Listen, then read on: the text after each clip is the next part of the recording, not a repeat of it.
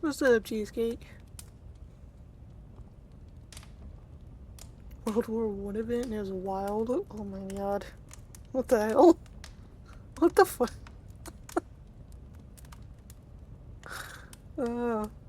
Every time I hear something new that can happen in Minecraft, I'm just like, are we sure we're talking about Minecraft? Because it's gotten out of hand by now. Phoenix, what's up? Thank you so much. Holy shit. Oh my god, Phoenix. Kingdom Come Deliverance 2. I can't with you sometimes. I can't. What's up? Liam! Thank you. Thank you so much for the subbing it. Wow. God damn, we got Phoenix with 51 months and we got Liam with 9 months. Thank you guys so much. I appreciate it. Oi! What's up, Yomi? Let's GPK in this one. Fair point, fair point.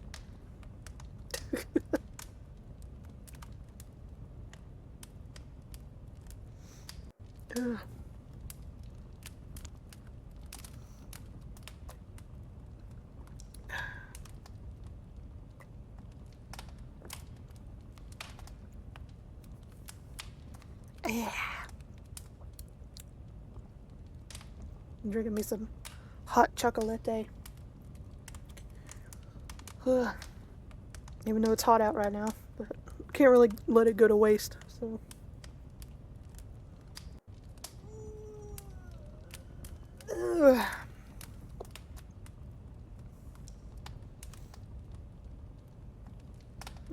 Bad horny gay poetry.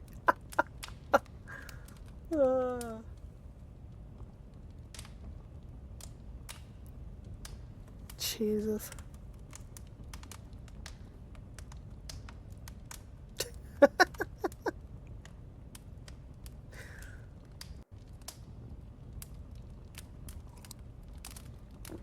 Oh, okay. I think everything looks good. I'm guessing everything sounds good. I'm guessing you guys can actually hear me.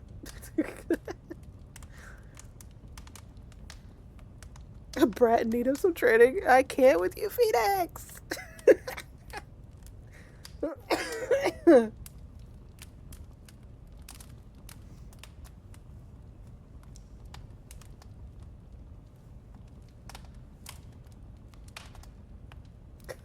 Oh, sounds great. Thank you, Liam. Yeah, it's been a hectic couple of days, you guys. Seriously, I can only stream for like a couple hours, so we're gonna try to get a few of these vids out, cause we got a few, but yeah, it's been it's just been hectic. Like, nothing serious, it's just been annoyingly busy. So I couldn't really stream earlier. Can only do it for a couple hours tonight. I do believe Yomi, do you plan? You said you planned on possibly streaming tomorrow. Because I think I'm gonna be busy again tomorrow. So I don't know if I'll be able to stream. Even if you're over. Oh god, Jesus Christ. Eh. Ugh.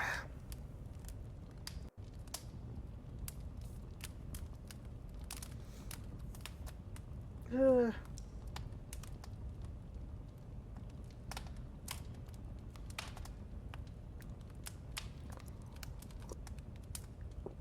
Ugh. Yeah, I'm also planning on like doing this thing because I'm getting tired of my game backlog. That I'm going to record some of them and upload them to YouTube, and then some of them I will stream if I'm able to, because it's a lot harder to stream a game these days because I feel like I need like a whole fucking day to do it. Unless it's like super short.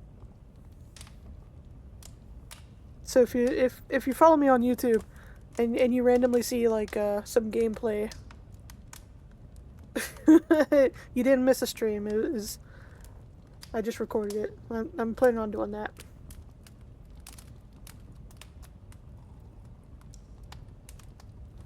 Ugh. Yeah, I'm already tired of this weather. I'm tired of it. I'm tired of the bugs and the insects that are invading my area because of it. I'm just tired of it.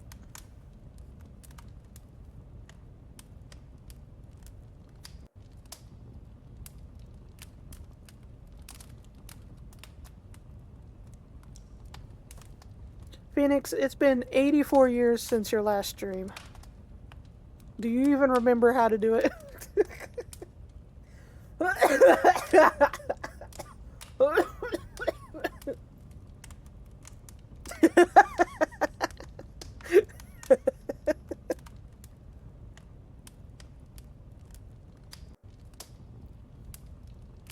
Need to get you a little avatar. Like the gayest boy avatar ever.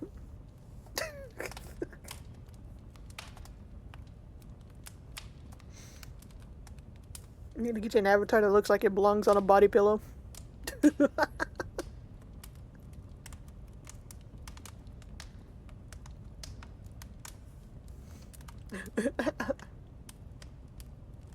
Alright. So everything looks good, sounds good.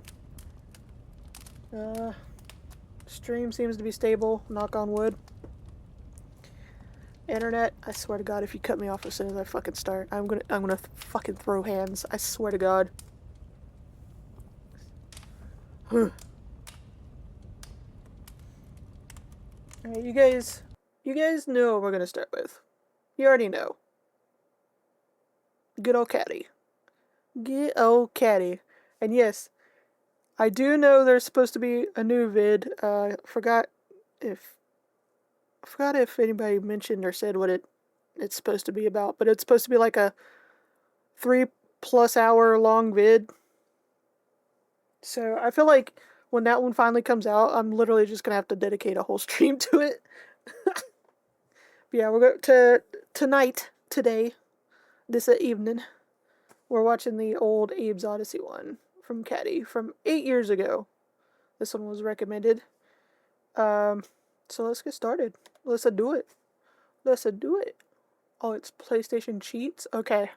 Like, I thought someone mentioned it, like, over on YouTube, I think. But I honestly, my memory's shit. You guys know this.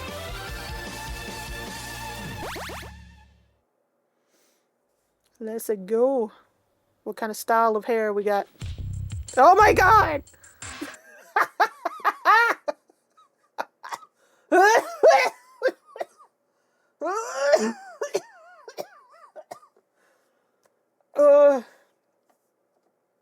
Oh my God.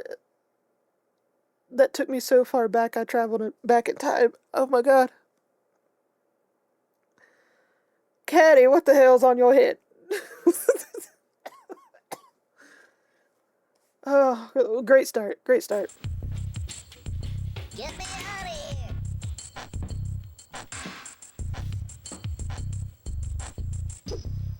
Based on your Final Fantasy character? Oh God, Phoenix.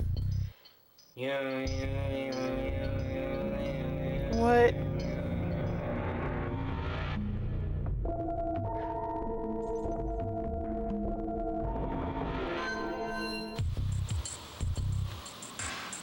Just a heads up also, I've never played any of the like Abe's Odyssey games, so I only know a little bit about them simply from clips, but it's basically like nothing.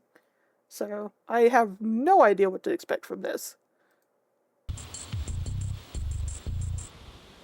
Yeah, it's what most people do, Phoenix, is like Odd. base it off of like a character or model from a game they like or a character they like. That's usually how most people start. Cause it's like that's what my model is. Like some of the stuff, like the jacket design, the clothes, in general, that's from the, what's his face from the prototype game, the first prototype game. Like the jacket's based off that, like the look.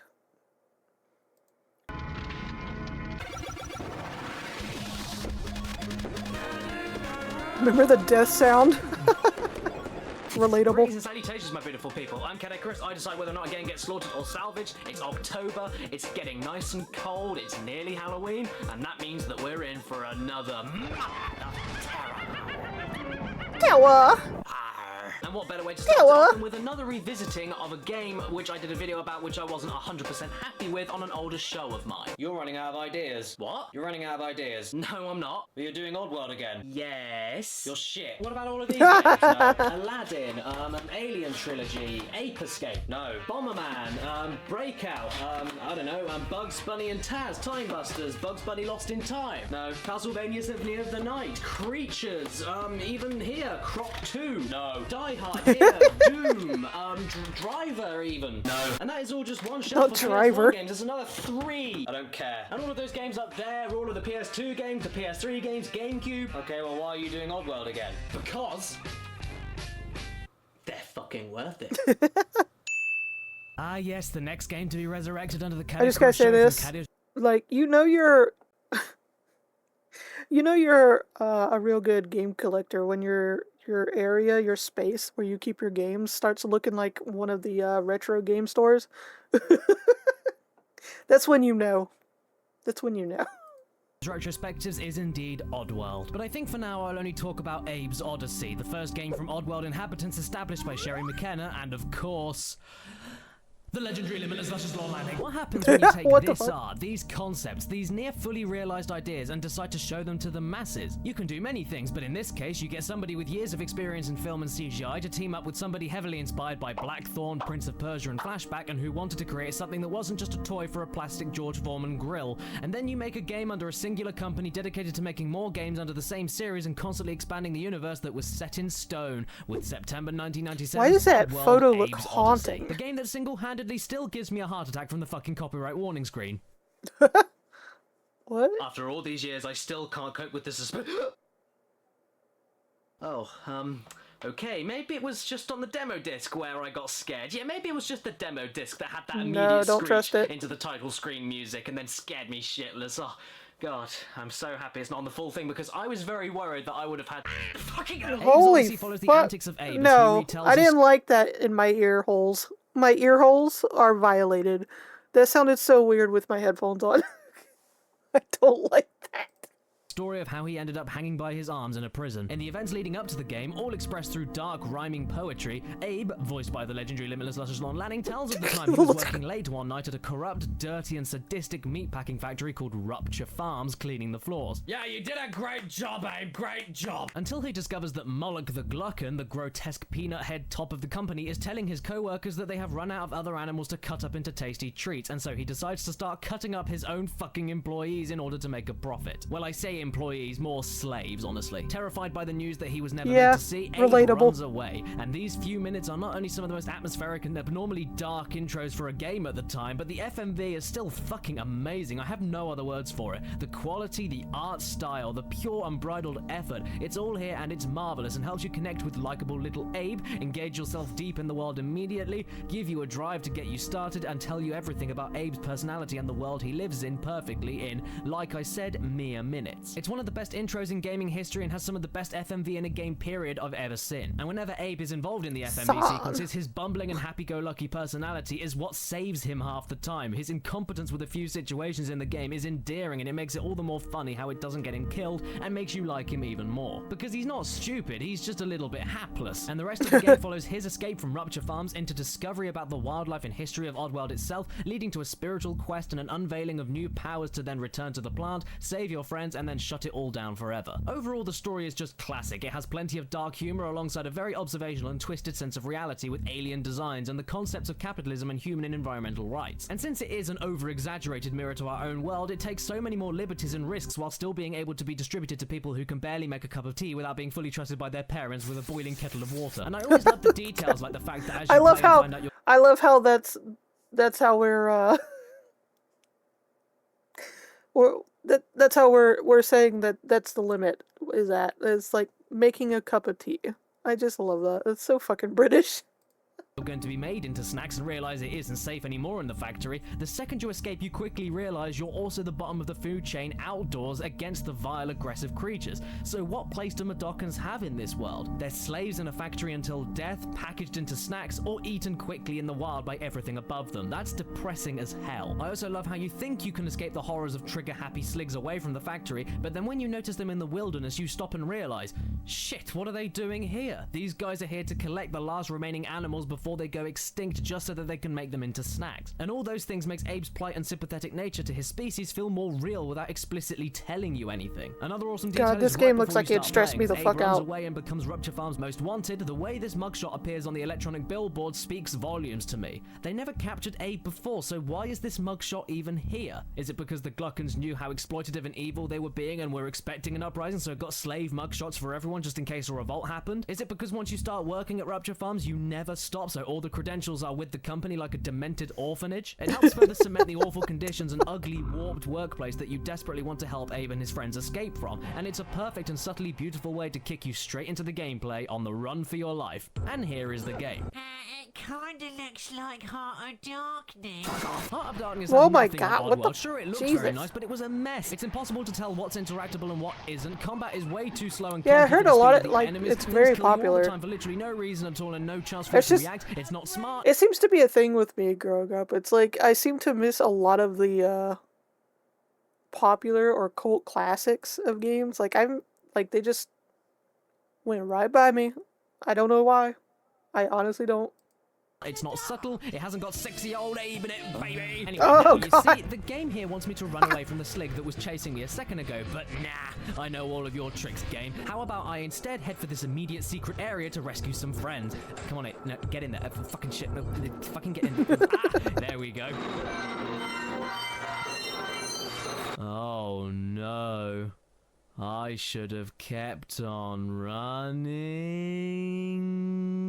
The game's hard. Fuck this Oh game's my difficult. And it's fucking one of those Caddy. games where you'll die, 6 feet die, apart. die, until you get everything right. And there's a lot to get right here. Abe's Odyssey is under the niche genre of cinematic platformers from the 90s, which are extremely stylized, atmospheric, digitized, and realistically controlling side-scrollers with plenty of movie-like sequences and heavy controls that often don't apply until the last minute to make you feel the true weight of your character and make you feel part of the world. Yes, sometimes the delayed controls can be a part of the frustration, causing many a death when you swear you hit the button at the right time, or causing problems with jumping into bird portals to teleport yourself to another area.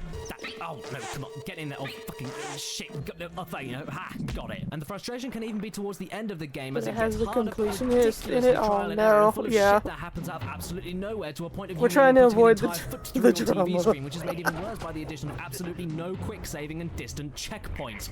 But the game succeeding and making you feel part of the world at the same time are because of the things you're taught in the very beginning of the game, from lever pulling to climbing around, mine deactivating to motion detector avoiding, and even how you can get sligs to chase you without shooting immediately, and how they all start gradually evolving into puzzles that can be solved multiple ways. And it also teaches you that things you pick up, enemies you possess, and even Mudokons you see, if you so please, can be manipulated and exploited in order to pass difficult sections or make them insultingly easy. Even the rare creature encounters throw more gameplay curveballs at you without changing the basics. The horrific spider-like paramites that spring on you out of nowhere are friendly and can be easily distracted with throwing meat, until you get them backed up in a corner or get them in a group, and then they'll slaughter you. The proud yet deadly scrabs chase you no matter what, yet are very slow to catch on to what they're chasing and are easily distracted by killing other scrabs as soon as they see them. Yeah, I Slugs, just on the other know. hand, I aren't just too know. fast, I but would cannot struggle be with this distracted game. and are ruthlessly aggressive. Abe dies immediately from anything in this game. Gunshots, scrabs, paramites, slugs, bats. Yep, You're 100%. pathetic. Even kamikaze slugs, Don't call me out holy like that, shit. Daddy. Which makes the entire experience tense and heart-pounding no matter where you are, and the lack of All right, knowledge on Phoenix. checkpoints and no ability to quick save adds to the tension, while at the same time being horrifically dated and annoying on a hellish level. Either way, Oddworld lets you know that no matter where you are, the rusted, decrepit meat factories or the bleak, empty wilderness, you are not safe. and you feel that. Especially as you die, and it makes you realize how much Abe is the everyman who you can relate to and feel oppressively weak with in this other world. The level design is also great. It can be deceptively simple, deceptively complex, requires tons of exploration, and all feels like you're traversing the world around you and not a random series of platforms. It also works on a screen-by-screen basis to keep objects and puzzle elements important to each individual screen and not getting too overbearing, allowing you to not get killed or seen by things off screen that you can also hear if you're paying attention to know what's coming up. And working like a large... How many of these games are there, by the way? Because I know there's like, I think I heard about like maybe like a new one not that long ago. Oh, anonymous gifter? Thank you for gifting a sub. To Dr. Williams, thank you, anonymous gifter, whoever you are. I appreciate it. It's very much appreciated, thank you. Map of squares because of all of that. Think of it like the original Zelda, but on the side and with, you know, demented horse monsters.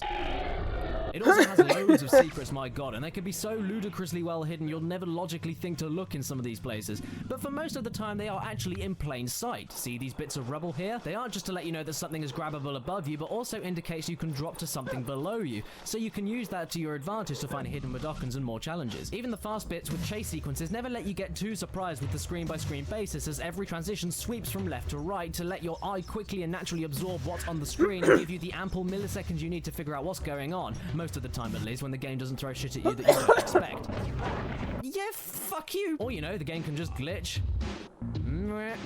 That looks normal. Or you can touch this mine it's because totally of a mammoth normal. explosion just before reaching the safety of a launch pipe. Yes, I'm a beast! I also mentioned earlier you can possess other enemies. In this game, it's only the Sligs, these green slimy assholes that look like this guy having a bad day. What the fuck? Once you can control the Sligs, the gameplay totally shifts, and with the chanting, Panda? the deep, intense droning sound effects getting louder and more distorted to the higher spirit count and flashing visuals, and even the sudden, drastic, aggressive drum beat music change is a hugely gratifying way to let you know the tables have turned and the shift is real. Possession gives you abilities to talk to other enemies, bypass security, shoot down anything I just gotta say, every time I catch sight of it, some of these animations for the characters are sending me, because some of them are a little goofy and questionable. in the foreground or background and kill Sligs at will by making them explode.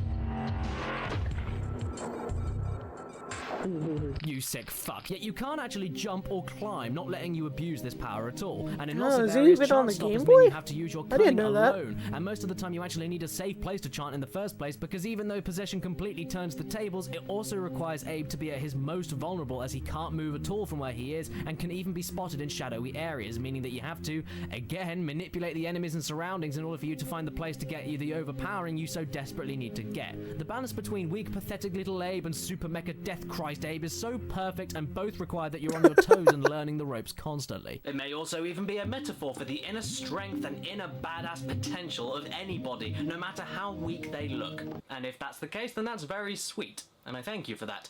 Legendary Limitless Luscious Lawn Landing. This is, I think, the most prevalent in the power... You just know there's got to be like some he had to have messed that up at least once during recording. You just know it at least once. that you get after activating the necessary spirit things in each deadly temple of scraps 1 and and 2 power on mites, you, boy, in huh? which Big Face here, yes, that's his name, can give you the ability to morph into a How you fucking doing, Panda? nightmare How you god doing? who destroys everything on screen in a huge display of satisfaction, which is eventually how you end up murdering each horrid member of the board after Mullock the Gluckin decides to kill everything in the factory after you shut it down. I mean, what a bastard. Chanting can even apply to how you save your buddies. You have to chant to do that, so make sure that you're safe before doing so. In order to save your friends, though, you need to communicate to them, right? To get towards the bird portals to save them. So how do we do that exactly? Well, what's this on the main menu? GameSpeak? Well, if you don't know about that, we'll discuss it in a second, but for now, let's rap about it. Follow me, follow me, wait, Oh my god. wait, hello, wait. GameSpeak was unique to Oddworld, not only with the clever and memorable way it was mapped to the PS1 controller with the legendary Limitless Lush. The way I would listen to that song he just made. The way I listened to that. Also, again, he had to have at least messed up once with this. This is ridiculous. Lon Lanning's logic of people playing maybe 4 or 5 games at a time on average, keeping it not overly complicated. You're but doing also good, for how it took good. something only ever really It's been a bit point-and-click hectic talking to for characters me, at will, but and turning it on I'm its head by doing making good. a concrete and direct gameplay mechanic with multiple layers of use for it and not just context-sensitive actions. On the surface level, GameSpeak has 3 commands you'll be using a lot: hello, follow me, and wait. And with these, you'll be communicating with every Mudokon you come across, and even when you possess a slig to communicate with other enemies. The puzzles are hard enough to solve on their own, but once these guys get involved, it's another kettle of fish, with you needing to direct and place them in real time, along with staying alive and keeping them alive. If they're spotted by sligs as they move, walk into mines, don't get told to hit the deck by a possessed slig if you want to shoot an ally, or don't get told to move when a hungry animal is on its way, then they all die. And GameSpeak is the only way to save them from that without compromising the core gameplay of cinematic, slow survival platforming. And by this point, it's a staple of Oddworld. It's just a classic little gameplay element. And for the most part, saving your friends with the GameSpeak mechanic is totally optional at the end of the day, and I don't blame people for not trying to save everybody from the irritating way you can't communicate to multiple Mudokons, making some puzzles last forever with back and forth repetitive gameplay, and the way that you have to wait for your current Mudokon to This ignore would've you drove before me talking fucking to one that you crazy. actually want to talk to. So these things can be pretty shattering to such a realistic world, and I actually think, looking back, apart from a couple of the Slig Telecom puzzles and the whistling puzzles, and a few times that as you possess a Slig you then have to talk to a Slog and direct him to kill another Slig that you can't reach, and of course in the odd place you need to be able to transform into the Shrike to explode everything around you, and to do that you need to rescue a certain amount of Mudokons at once in a bird portal. Apart from those few instances, the GameSpeak mechanic never gets a full realization in this game until Abe's Exodus, in which learning the basics of it becomes a Jesus. necessity with the puzzles, but mastering it gives you more satisfaction and allows you to solve more tricky puzzles and save the other Mudokons in the process. But choosing to use the GameSpeak in this game makes some puzzles way more interesting, increases your playtime, gives you the best ending, and it's just satisfying to do and get everything right. I mean, you want to help the little guy, right? You want to be like me and help baby? Be a little good boy like me? This is such a fucking cursed image, y'all. No, I don't. You're not selling it right now, Caddy. You're not selling it to me. This is not a good sales pitch for me. I'm sorry. This is not making me want to play this game. Oh. The music isn't good. Oh, yeah, from what I've heard so far, it's pretty good music, yeah. 4 games from the retro store. Oh my god. The way I have to, like, restrain myself whenever I have, like, even a little bit of money and I go into a retro store. Jeez. Ugh.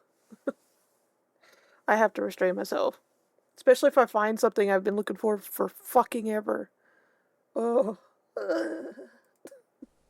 You want to help? And the GameSpeak was even cleverly designed enough that in parts where you had to mimic other tribal Mudokons or even Sleg Telecoms, since these parts weren't as frequent or as regular as hello, follow me, and wait scenarios, they were not only mapped to the secondary trigger button to remind you that, but the high-pitched noises were mapped to the triangle and the low pitches to the X button. High is top, low is bottom. It's extremely clever and memorable without being in your face with prompts and reminders, because Abe's Odyssey is a game that doesn't insult your intelligence.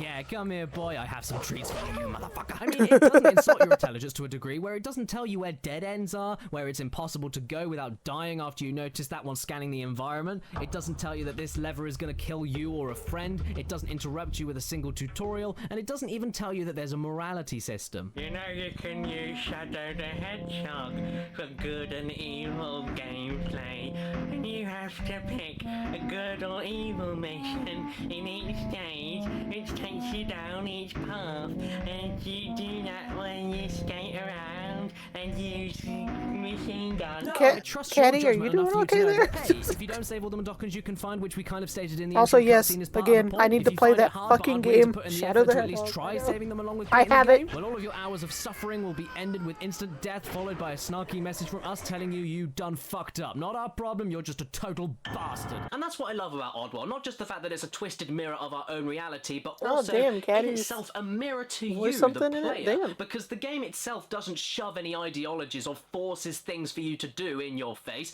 You just have to decide whether or not it's morally correct or worth your time to do what Abe suggests is the right thing to do at the start of the game. Rescue your friends. You can do that, or you can't. It's up to you. The game doesn't even give you that choice. So then if you decide to disobey Abe and do everything evil that the game represents, then you equally deserve to be punished for it. And no, they're not going to tell you that's what's going to happen, because you should know that. And if not, you get the good ending and feel good that you completed a spiritual and meaningful journey in the perfect little way, while also seeing what gluttons really look like and making you realize that money can really overinflate more than just your ego. I mean, look at them. That's the last bit of big humiliation you fucking reach around with the awful plot of the gluttons. And if that's not enough though, feel free to go for 100% killing everything and beat the everlasting shit out of innocent Madokans, which unlocks you unlimited grenade usage on a second attempt. And if you want to feel truly rewarded for 100% saving the Madokans in the game, you unlock a movie gallery with a hidden cut trailer for the game called Guardian Angel. And prepare to change your bed sheets.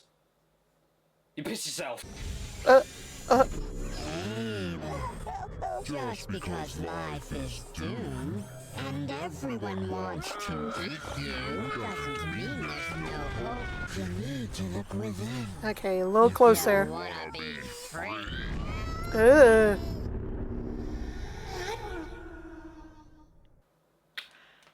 Lesson learned. If you ever want to save your fellow man from a slaughterhouse, don't ever save your fellow man from a slaughterhouse. And can we just talk about Ellen for a second? That's mule backwards. Very clever. It's a life Living lesson. such as Oh my He's god. the cutest and sweetest and hootest, tootest, meaty, tweetiest thing in the game, and he can make you run and jump really fast for some of the most fun parts of Paramonia and Scrabania. Look at him. He's just so sweet. Ellen likes honey but hates bees. It's important, remember that. And never tell him to wait. Wait. He hates that as much as bees. Just watch here as he pops his head out of a door frame. It's adorable.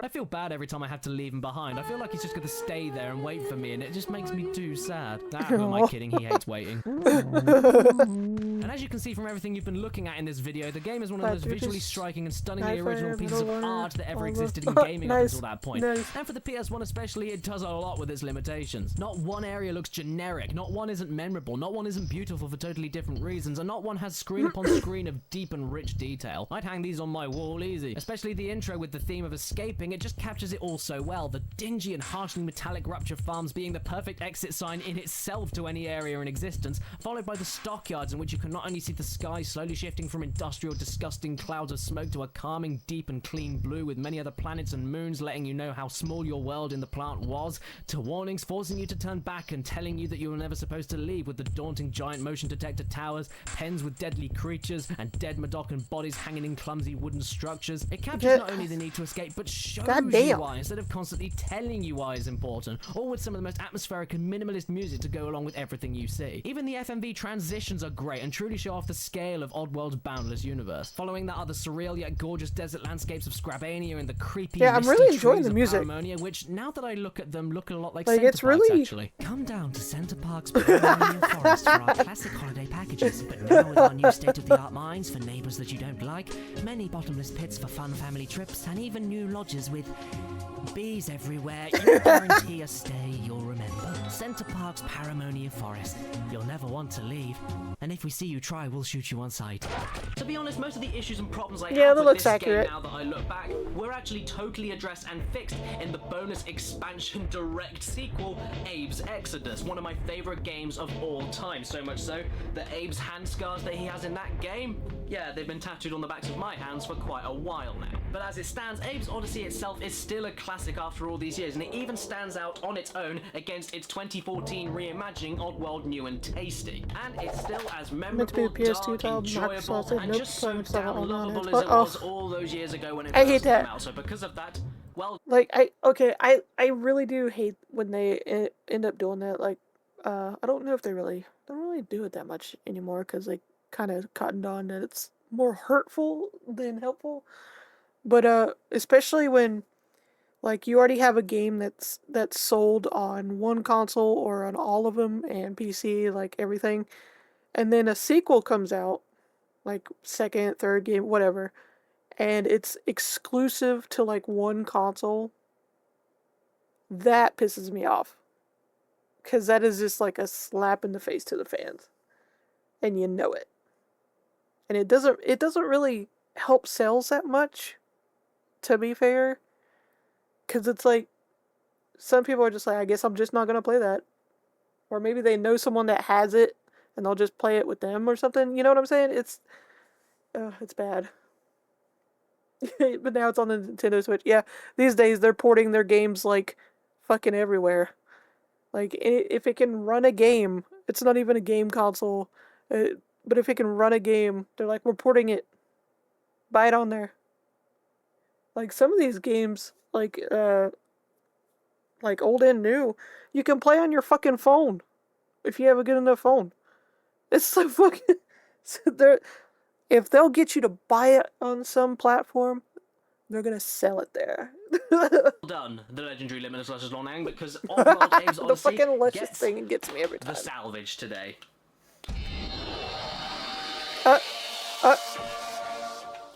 Lovely. And if it's your birthday today or watching this video, happy frickin' birthday to you. Please remember to stay Well, beautiful. it's not. And when I was sitting in Okay. that chair over a year ago getting these hand tattoos done, I threw up in the tattoo parlor. Okay. If you'd like to try out Abe's Odyssey for a more modern system, it is on PC. I've linked it below in the description, and if you'd like to grab this classic design t-shirt of mine from years ago, made by What Up Nico on Twitter, about the legendary Limitless Luscious Lanning himself, then please also click in the link below and use the discount code Caddy on checkout for 15% off of that, along with any gaming, TV, movie, wall print, or any other Caddicarus merchandise at all on the pixelempire.com. Thanks for listening, everybody, and here's Again, some another old caddy code thing that I wonder if actually still works. I need to shut my eyes. That's what I need to do. I forgot. Things are about to get. No, stop. What? You didn't tell me your face was going to be there, so I focused in the wrong place. Oh, sorry. And that is all just one shelf of PS1 games. This. Oh, looking at the camera. Daffy Duck Trouser Day. Yeah, Daffy Duck Trouser Day. Oh, okay. Wait a minute, we didn't see if we got it, there had to be like an outtake or something where he messed up with the luscious thing. Did he say...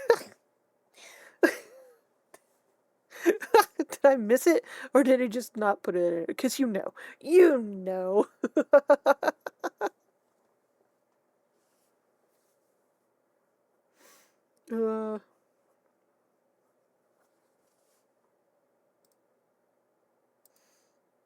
Yeah, the exclusivity thing is just kind of... Like, I mean, these days, it might not be ported to... Like, if it's on one console, it might not be ported to the other console.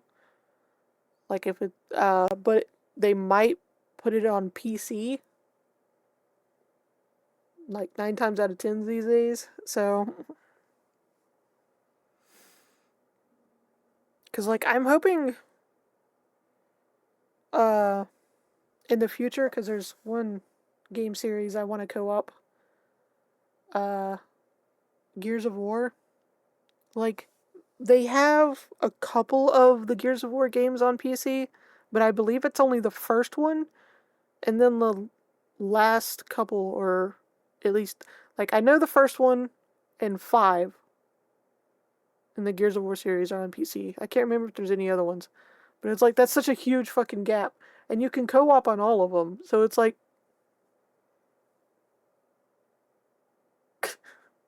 the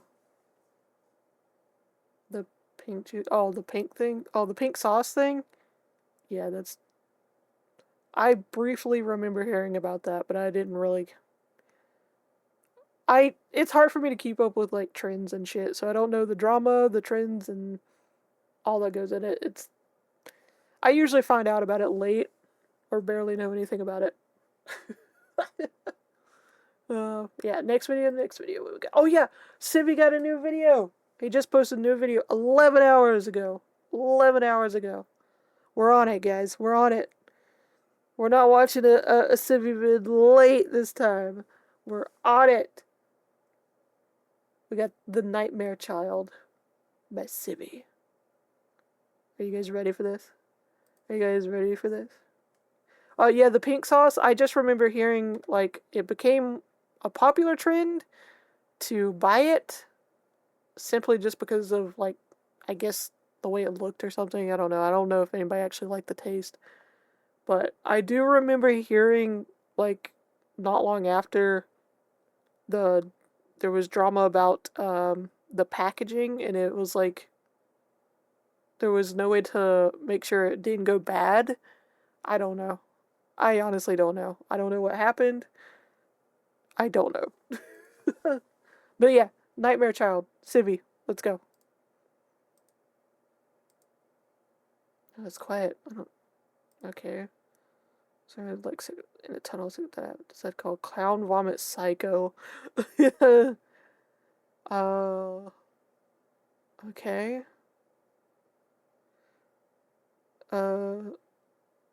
Good luck reading this before the title comes in. Bitch, I know what the pause button does. You ain't catching me out. You ain't catching me out, Civvie. So I guess photosensitivity warning. Put your sunglasses on or something. Gears of War is interesting, but I just can't get into it. It was just one of the first games I remember playing on an Xbox 360. I just loved it for the chainsaw gun. Also, was it 1 or 2 where I can't remember. I think it was 1 or 2 where the story actually was like really emotional. Like you wouldn't think it, but these like big buff steroids up the ass dudes and shit being all gruff and manly man during this fucking war, but it's like the story's actually really emotional. It's like I wasn't expecting it. Hour 0. So, comic books. I never really read a ton of comics. Like, my experience is walking through the comic stores and seeing the most ridiculous thing and picking it up. I mean, Army of Darkness, Ash saves Obama? The hell does he need Ash for? He What has the fuck? military. I certainly wasn't into comics in the 90s because I was a child. I'd still heard of Spawn. It was a movie and a TV show on HBO I wasn't allowed to watch. So I missed the 1997 to 2000 run of Kiss. I remember Spawn. I remember seeing the Spawn, was it movie? Yeah, the Spawn movie. That freaked me out, but it was so good. Psycho Circus. And I continued to miss it throughout the rest of my life because your boy Civvie isn't a member of the Kiss Army. I don't casually listen to Kiss. It looked to the uninitiated like it was your dad's version of ICP. Just cornier and possibly more educated on the science behind magnets. So I've been really confused this whole time when people have been telling me to play the game Kiss Psycho Circus The Nightmare Child from Third Law Interactive. Like, I know boomer shooters, but the inclusion of Kiss makes it even more boomer. Like, I was gonna boot this game up and it would tell me to get a real job by looking at the classified ads in the newspaper. I want to do a crash course in... I just know I got away with watching a lot of stuff because I had my own TV when I was super young. I just know I got away with watching a lot of stuff I probably really shouldn't have. I just know it. Because I know I was too young to watch that Spawn movie. I just know. Kiss. I know some of the music. I can't play it in this video, but I've heard like Detroit Rock City and God Gave Rock and Roll to You from the end of Bill and Ted's Bogus Journey. And what's that one that goes, I was made for loving you, baby? Oh, it's just called that. And Love Gun, which isn't beating the Spinal Tap and clown makeup allegations that I just made. This comic was published by Image Comics and Todd McFarlane Productions. So what's it about? I see the cover isn't gonna help me. This shit is 90s edgy, kids. A boy named Adam goes to a grotesque fortune teller and she reveals his nightmares to him, which is fine, because he asked for a Nirvana reunion, and I was a little worried they'd do that in the edgiest way possible. No, instead the boy goes home to his dad, who smacks the shit out of him. Come on, kids, don't you like rock and roll? Adam leaves in the middle of the night with his friend, but his visit to the Psycho Circus has made a giant Gene Simmons demon cross over into our world, and when a cop harasses him, the cop gets killed. This demon keeps maiming and killing anyone who's an asshole to this kid, and that's basically everyone in his life. His priest is an asshole to him, and so his church blows up. His dad gets the shit beaten out of him with every punch he'd ever thrown at the kid, causing Adam to return to the fortune teller, but instead he finds the ghostly old gods of Kiss, who are like, hey, you wanted this, right? Because you're a violent piece of shit? And Kiss is like, whatever, kid, you need to stop thinking about these violent things, and the only way out is to kill yourself. Come on, kids. What the fuck? Yuko! But really, he wakes up in a field Thank the you next so day. much. The circus gone and decides to wander 17 the months. earth. The next story is about a violent What's criminal up? that wanders into the circus and gets ripped apart by the Beastmaster's animals, and then he turns into a dog. and his Thank you, criminal Big friends Sid. who come looking for him put him down. It's very Tales from the Crypt, which I can get behind. I don't know what this has to do with rock and roll. You see, Kiss, as in Gene Simmons, Paul Stanley, Ace Frehley, and Peter Criss, are not people, but elder gods who represent different elements like fire, but also vengeance, rebirth, strong emotion, water, animal instinct, earth, balance, air. Each member's doing a lot of heavy symbolic lifting. The circus itself is populated by freaky characters. This little clown, L'Etoile the Jester, the ringmaster Jonathan Blackwell, the stilt walker Matthew Stargrave, and Tiberius McClear, the animal wrangler. You know, they all share the... Okay, I understand what's going on, but how do you turn this into a video game? You make it a first-person shooter about a Kiss tribute band who gets recruited by the fortune teller, Madame Raven, when they go to play a concert, but nobody's there, so they go to the circus. You've got Pablo Ramirez, This alter is so ego the fucking Star wild. Bearer, Paul Stanley, Patrick Scott, alter ego the Beast King, Peter Criss, Gabriel Gordo, Like, once again, Civvie is showing me a game I've never heard of. Don't remember at all. Like, I don't remember seeing anything about this.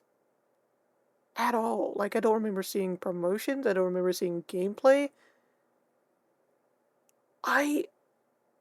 Seriously, it's one thing if I'm like, I miss out on a game simply because either, like, you know, money issues or I just thought it might not be for me or something like to that effect.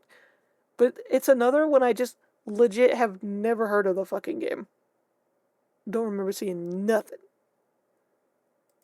alter ego the Demon, Gene Simmons, and you know I saved the best for last. Andy Spades Chang, the Celestial, Ace Frehley, and former Yakuza operative and master of electric guitar. I'm guessing he's named for artist Andy Chang, one of the devs at Third Law. A lot of these names look familiar. Third Law Interactive doesn't really ring a bell. They weren't around long, only from about 1998 to 2001. And they worked on this, and a World War II game, and an expansion pack for Aliens vs. Predator 2. But some of these names, man, okay? Mike Maynard, I know we've heard that name before on this show, because he was part of Jam Productions, who made Blake Stone, and he's a senior programmer at id now. Lead designer on this game is Fer Kvernmo. My apologies for butchering that pronunciation. He was a level designer on Doom 2's master levels and Redneck Rampage. In fact, the major players at this studio all have this huge hole in their resumes between 1997 Not and Redneck 2000. Rampage. Programmers Jonathan Wright and Mike Maynard, audio designer Will Lecanto, level designers Matt Hooper, Kvernmo, David Namaski, artist Mark Morgan. I know I've seen all these names before, but where? What would a bunch of mostly talented designers with a history of FPS development be stuck doing in the late 90s? Not 12 Google searches. Oh. A whole 12. Oh, God. They're all Daikatana refugees. Okay, David Namaski was working on Anachronox, but the rest came straight from Ion Storm's Daikatana team, resigning in the middle of production because they'd been working on Daikatana for 18 months. They were likely part of the team during the switch from the Quake 1 engine to the Quake 2 engine. They'd seen some shit. You have to remember that when The Nightmare Child came out in 2000, Daikatana hit shelves 2 months earlier to widespread mockery. I tell you all this because I did not have high hopes for this game, and that's before I learned it was made by former Daikatana team members. No, what I knew about this game was that it was on Lithtech. Lithtech 1. Oh.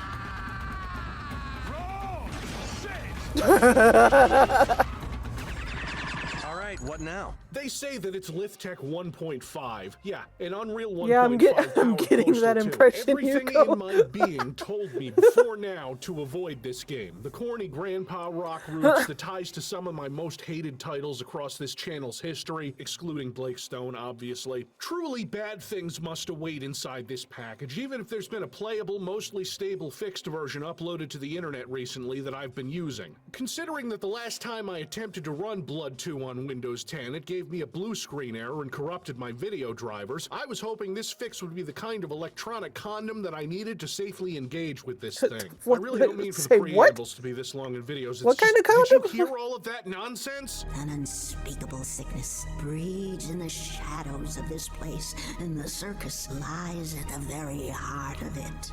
Here then, as the old elements call out for avatars to champion their cause, to undo the coming of the Nightmare Child. In this tutorial, you will learn movement, combat, and interaction with the world.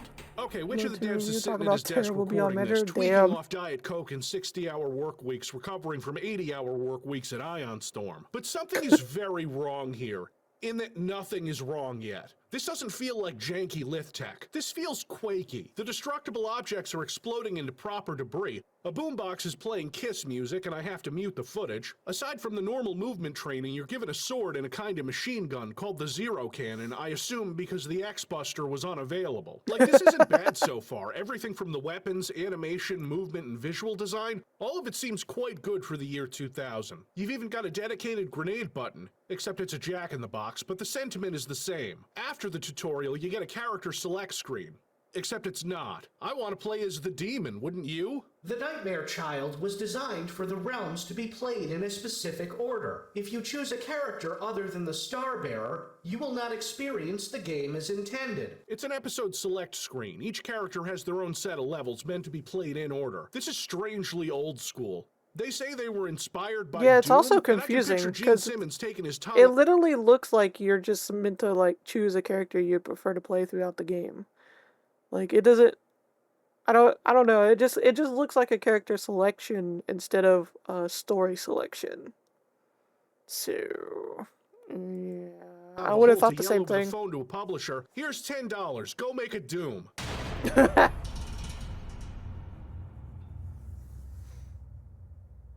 So I start where they tell me to, with the Starbearer. This is the Water Realm. The old avatars are powerless, lost in the void with their masters. It is you that have been favored to be the fucking Starbearer's fortune teller lady. champion in this time of desperation. Yeah, I get it. They can't get kissed, so they get a cover band. I think the former Yakuza member might have more fighting experience than Ace Frehley. This is how each episode will play. You have to gather 6 armor pieces that'll give you buffs and make you look Silly like snickerdoodle. this. We got the Elder Gauntlets, which you'll always get near the start, giving you the melee weapon and increasing your health to 100. The Elder Boots increase your ammo capacity and make you jump slightly higher. The Elder Belt increases your ammo capacity again while also letting you move faster and pales in comparison The to fucking the power makeup of the is sending Foreigner me. Belt. Fill your eyes with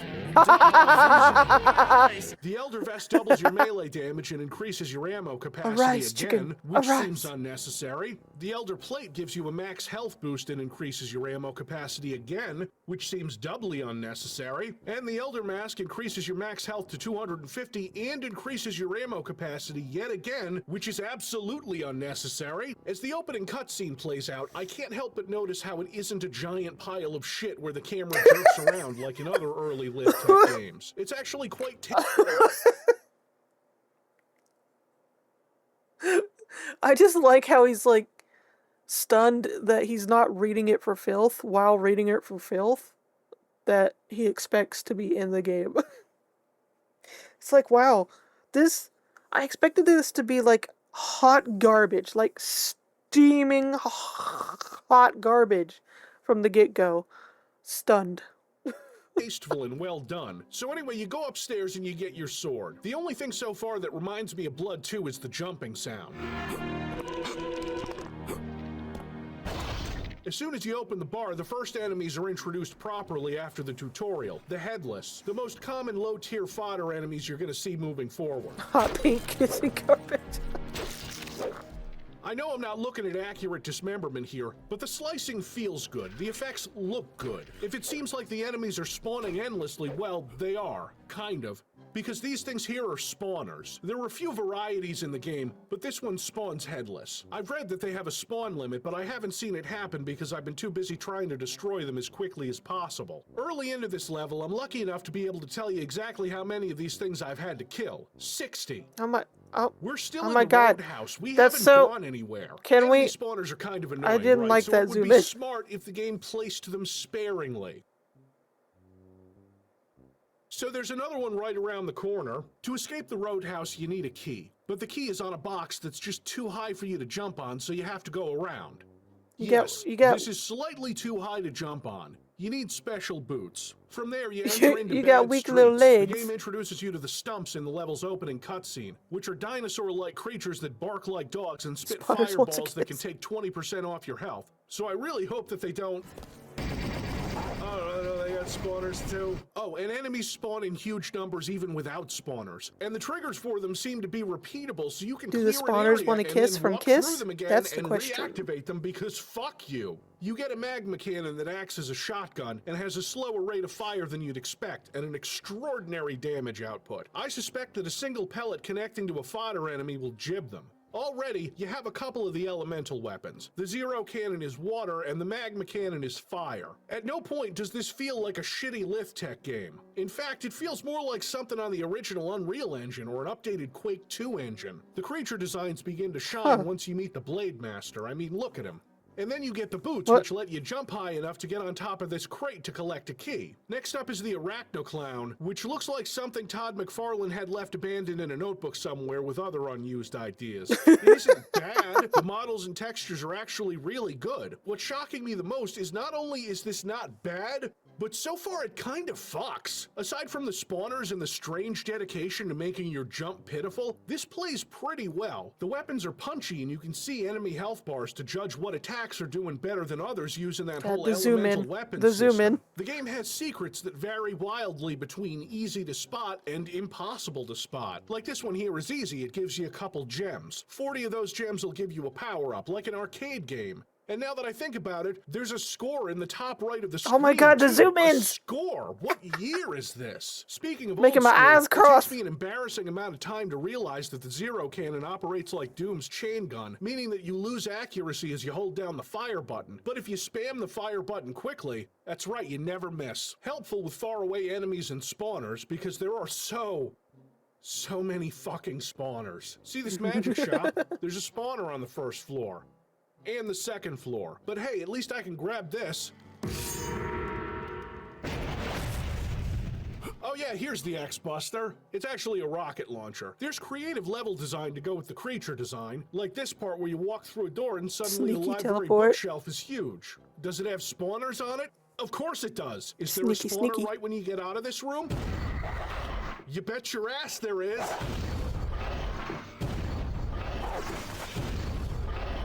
Draining a fountain of purple poison goo, you enter some sewers. I'm still having fun so far, and at the end of this short section I noticed the exit, which is this mirror. The first time I legitimately looked at this game and said, wait, how in the hell did they manage that? This is Lithtech, not Unreal, and this seems to be a mesh, not geometry. I'm getting suspicious every time you mentioned, like, this is supposed to be Lithtech and not Unreal or anything else. Because it's becoming suspicious now. A little sus. Oh yeah, of course there was a spawner in front of it.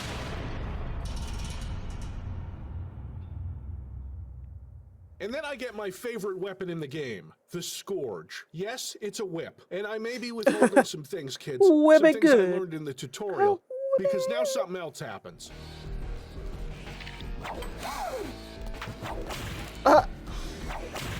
I'm forced to ask again, what year is this? This is your Earth weapon. Despite the fact that it's a whip, it is immensely useful as a ranged weapon. Always accurate, low ammo cost, borderline unfair at times because 3 to 5 hits can take down enemies from across the map. I say borderline because attacks from the medium tier enemies can absolutely fuck you up. The Arachnoclowns have a lightning attack that took about 30 HP off me in a quarter of a Oh my god, second. my eyes. The Blade Master from before, his attacks home in on you. The Fat Lady, introduced here, takes a much larger amount of resources to kill and What throws in the living hell is blobs of that shit enemy? at you that operate independently before eventually really- bouncing off to their deaths. She really be fucking rolling in. She just...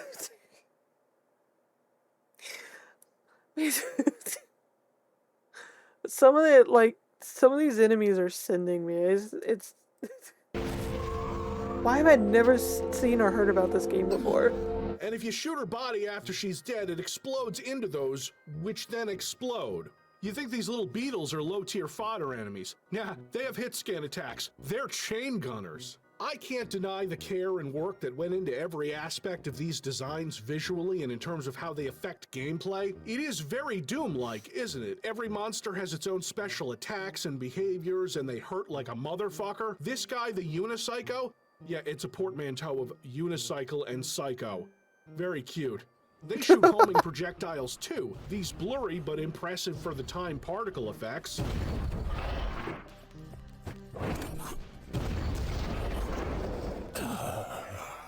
Alright, Well, it takes more than half your health away. Or not, it really depends, I think, on RNG. Just like Doom! So you brave the streets and the cathedral and the sewers to get to the circus, and they can't wait to introduce more mid-tier enemies that completely fuck you up. This one is fittingly called the Ball Buster. See, he fires fast-moving cannonballs at you, and also if you hit that target in the stomach, your attacks bounce off. Yeah, what is that outfit? If he hits you, say goodbye to 40 points of health. Like, sir, put some pants on. Psycho Circus tends to have battles against these medium enemies while they're For supported everyone's by sake. a horde of smaller ones. It is very much like Doom. Although the enemies are generally faster and hit harder, it's spicy, and it can occasionally be annoying, but I don't hate it. Alright, this part where the circus tent seems to be alive and keeps spitting out the ball busters forever is really pissing me off. Oh, right, I have the ultimate weapon for the Star Bearer, the Stargaze. The what? What the? You get your final piece of armor, the mask, bringing your character from looking edgy in a funny way to just looking funny. The game has relished in introducing each monster, so the boss gets something special. He comes in a clown car. It's Fortunato, the little clown from the comics?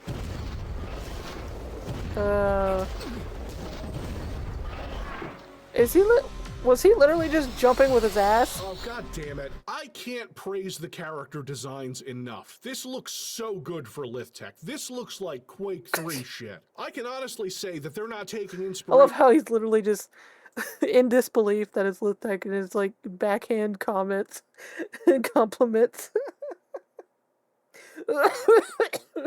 From Doom for the bosses. This one, like all the others, has multiple stages and is very mobile. He's not really difficult, even if he keeps growing. And the jibbing?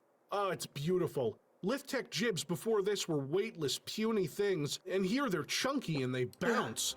Well done, my friend.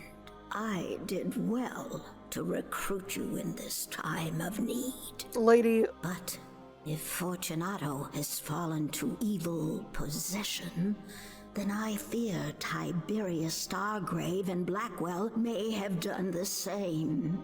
Ah, I see. The former hosts of the godlike eldritch power of Kiss, the ones from the comics, have been corrupted and we gotta kill them.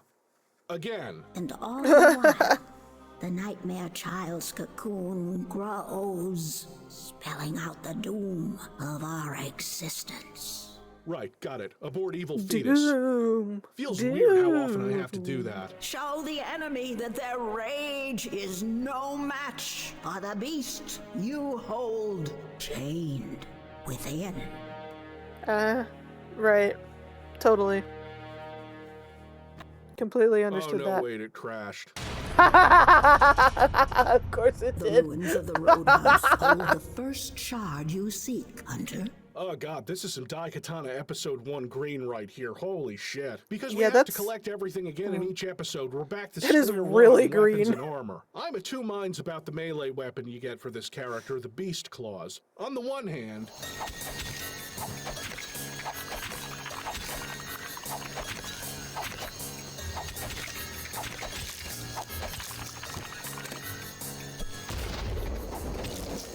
I enjoy slicing through a few enemies with this thing. The sound feels a little weak, like I'm cutting my way through with a scalpel, but it is satisfying the first 100 times you do it. The element of Earth is represented in this game by big green fields and big green buildings. Ooh, a jukebox. Look at how cute and low res it is. They even animated the needle. It's just...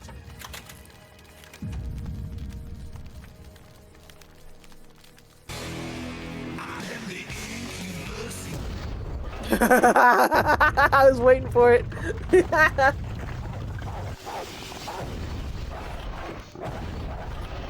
Yeah, I love how in a lot of these Civvie vids, it's like a lot of the final boss or the returning boss is always crashing. Game crash. Game said no. Spawning out of nowhere and an enemy spawner spawning out of nowhere, with another spawner activating in front of you and another spawner around the corner. This clearly is a reference to Todd McFarlane's most famous creation, Haunt. Just when the game begins to annoy me again, it reminds me that it does have good design. Here's the Strongman, another medium-tier enemy with a devastating attack that's fairly easy to dodge when you don't have 20 headless nipping at your ankles. Look at all the polygons they saved by making his hands into weights. They could really put that extra graphics processing into the details. I mean, the skin is just great with the expression on his face, the two-teeth underbite, the faint veins. Can't forget about the ticklers, though. Langolier's I love how the Jim Crash Simmons' Bandicoot legendary music right box now lapper. actually would actually fit weirdly into this game. Encounter, and we haven't even gotten to this shit.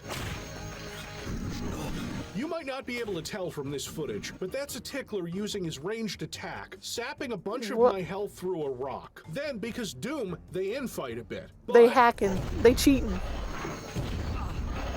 No, fuck right off. Stun locking seems to work well enough, kinda like a cacodemon. And then you're back to walking into big rooms with one medium-sized threat and a spawner. It is becoming crushingly repetitive, and we aren't even halfway through this game yet. And it's not just the medium enemy and endless fodder battles. It's the endless fodder battles that grind this game to a halt.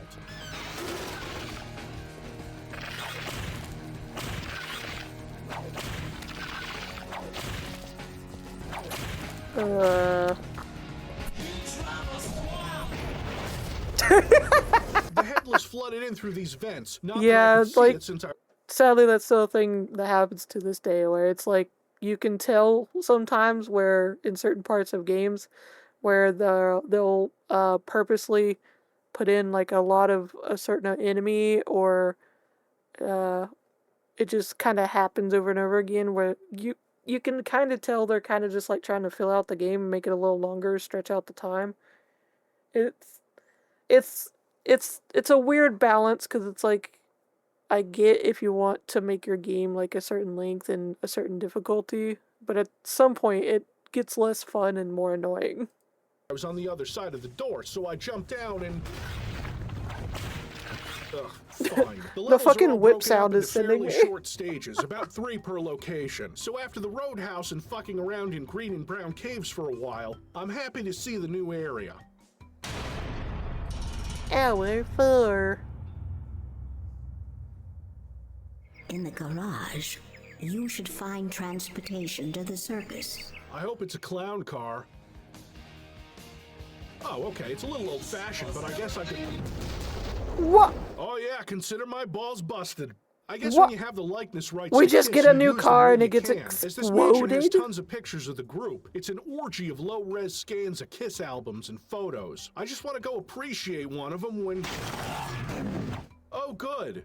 They're shotgunners now. This game seems terrified of letting you take a breath. You're in the vents dispatching enemies? Well, we'll find a way to cram a spawner in there somewhere. The best way I can describe the shift in tone of this game's combat is at first it feels like cutting through the jungle with a machete to try to move forward. Was Leon driving? It feels like mowing the lawn. And this game's idea of escalation is to put 2 medium enemies and 2 spawners in a room. No, my mistake, 4 spawners. This means that the pacing of the game goes from lots of enemies to lots more enemies to can we get this over with? Small drops of the game's visual creativity bleeds into the gameplay. Like this room. Yeah, that's kind of funny, right? Like the car getting blown up? You'd think that 16 headless is enough, since they're slow to actually attack despite quickly getting in your face. Yeah, the video game so license the only music difference thing between is... 16 headless and 100 headless is time. So of course like, it's kind of ridiculous these days, but it's, I also do like that a lot of games these days will have an option in, like, the settings somewhere. Sometimes. Not a lot, but it's slowly becoming more popular to do, where they'll have, like, an option where they'll have, like, if you're streaming or making a YouTube video, they literally tell you, like, click this and you won't get, copyright. It's like, cool, great.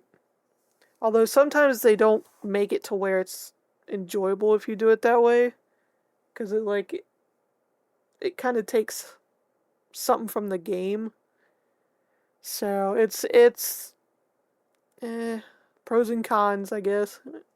A fucking spawner in this room. A good way to judge cheap difficulty is to play through an area twice. See, because the first time it kills you, but the second time you know the dick move is coming. So you breeze through because the game's relying on overwhelming you once with small enemies. Once you know where the spawners are, you can prioritize them. A second playthrough of Psycho Circus will take half as long as the first. And let's talk about that whip again for a second. You know, the one that lets you grapple around arenas. It is criminally underutilized throughout this game. Hooks that you can grab onto only appear every so often to traverse gaps or to quickly ascend in an area. You don't get to grapple much in combat. And I overall like the combat in this game. It's mechanically sound, elemental systems work, audio and visual feedback is good. What brings it down is the level design, which at the moment is funneling you through boxes and hallways that all present basically the same challenge. If there's a stairway, there's good odds that there's a spawner at the top.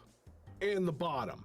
Okay, into the cemetery, I can explain one of these power-ups, the Chaos Heart. The other power-ups work pretty simply, with the Rage Orb giving you infinite ammo for a minute, and the Angel Charm giving you invulnerability. The Chaos Heart makes your damage output fluctuate between 200% and 0% based on the sound of the heartbeat, which is an interesting mechanic that would be engaging in a game where you didn't need to constantly be shooting.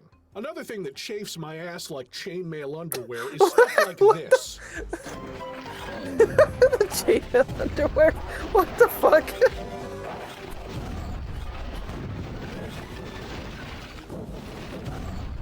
Yes, it's another battle with one medium-tier enemy and a horde of smaller enemies, again, but that's not what bothers me. In fact, I liked the introduction. The circus tents rising, the music starting, that's cool. At the head of this arena is the exit. The gate where you came in, permanently closed. You're blocked off from the rest of the level. Psycho Circus does this a lot, and in a linear game that isn't full of secrets, it wouldn't bother me. But here I'm missing 2 of the secrets, and I can't go back and find them. No, I have to go to the circus.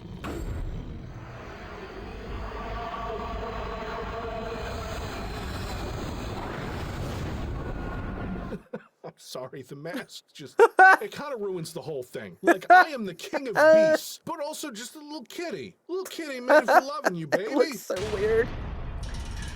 The game does break things up with some more inspired set pieces, like it did in the Manor. This time, though, you have to run across some targets in the right order, though this one's brought down by introducing the worst enemy in the game. The Meanie Beanie is like Fernando, the first episode's boss, throwing the same explosive bowling pins at you, but the way the pins work... I don't know who programmed this, but I hope somebody replaces your car with a Cybertruck. The way the splash damage lingers means that the already painful attack continues to drain your health a lot longer than you expected. Couple that with the unpredictable flight patterns, and you've got the worst clown that Todd McFarlane has ever put his name on. Yeah, I know, shut up. Next boss is Tiberius, who is a big bull with a whip. A bullwhip, if you will. Which is not a pun that I made, it is a pun from the game, it's right there. I had the most trouble with him because I accidentally walked into the spikes at the side of the arena and the game crashed. Fucking roll! It's not crashing as much as a Lithtech 1 game, really earning that 0.5. The crash especially boss since the game strikes seems to again. only crash on me at the most convenient times. It's not like I lost any progress because there's an autosave at the start of the boss fight and you're not allowed to save during. Tiberius is mean. Charge attacks, whip attacks, grabbing you with the whip so that my explosive shot blows up in my face and kills me. I like him. It's tightly designed and requires you to manage the cover in the arena, which both of you can break right through. Been saving the King of Beasts' ultimate weapon for him, this spear that kinda acts like a railgun.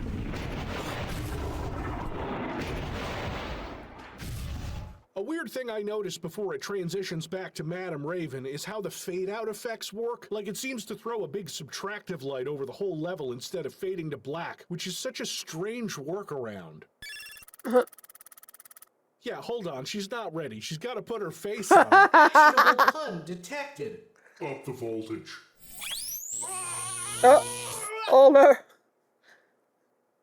Well. Okay, well now I'm just mad and covered in my own piss.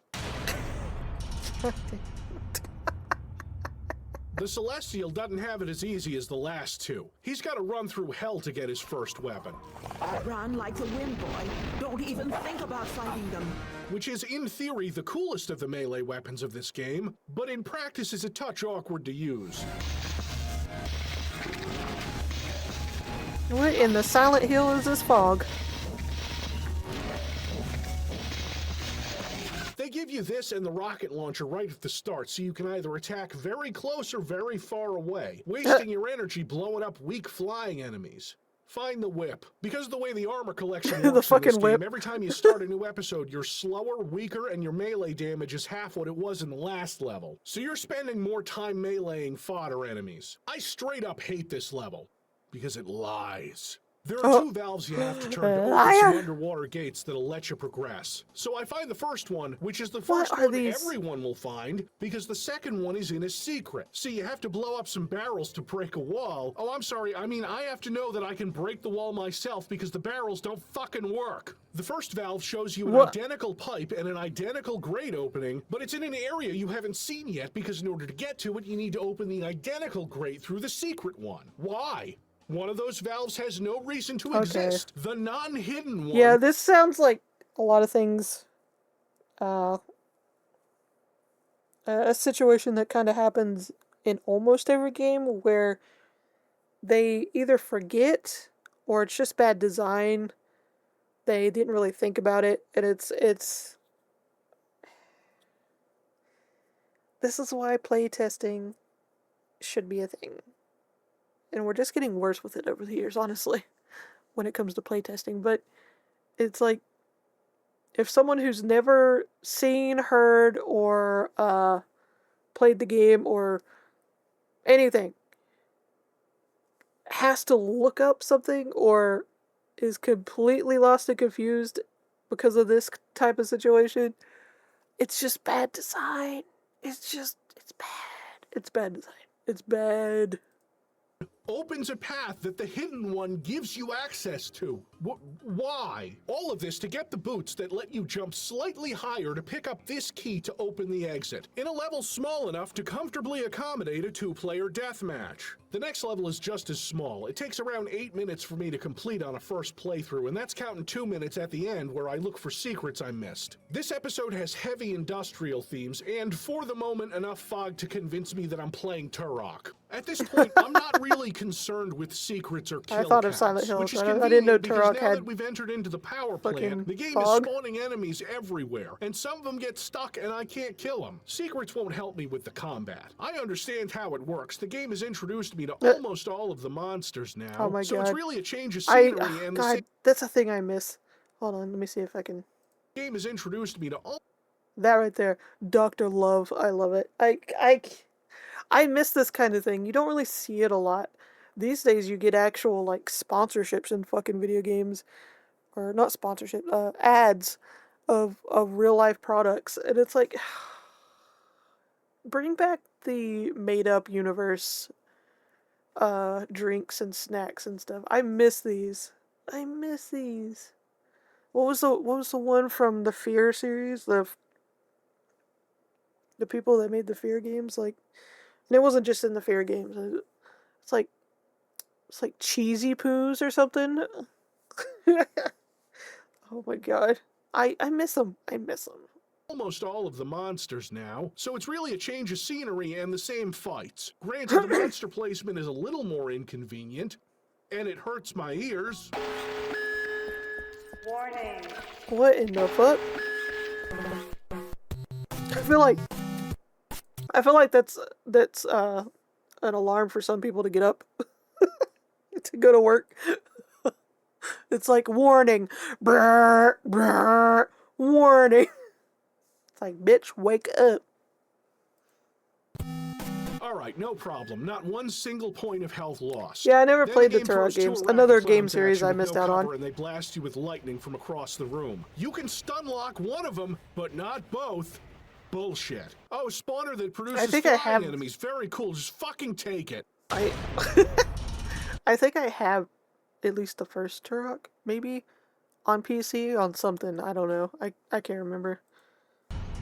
But I've never played them. I hate that I respect so much of the work that went into this. Like, so much of this game is designed really well. The way glass and environment objects shatter like these computers, that's cool. Inside the Rock City nuclear power plant, you know, because Rock City, like Detroit Rock City.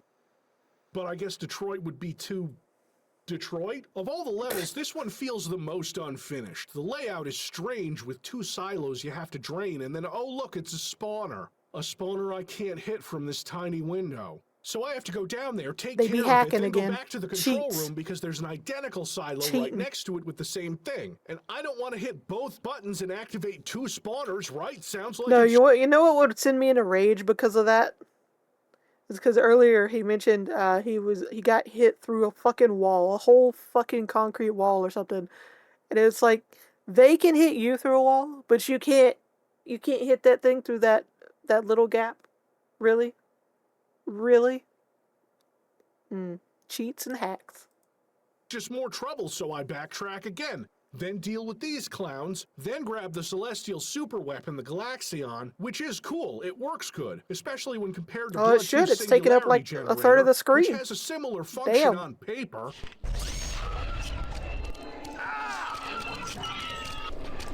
What?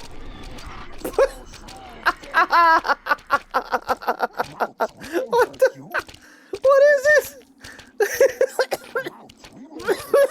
2 more spawners down a long, barren hallway later, and that's the end of this level. After the power plant, you're on the rooftops above bottomless pits, dodging shots from tanky enemies that are far away and ineffectual enemies up close. It's pretty, I guess, but the location serves no function in the gameplay. In fact, I don't think the enemies are made for this kind of terrain, because more than once I had to shoot a faraway enemy to get their attention, and he shoots some fireballs at me, you know, the homing ones, and I'm watching them, ready to dodge.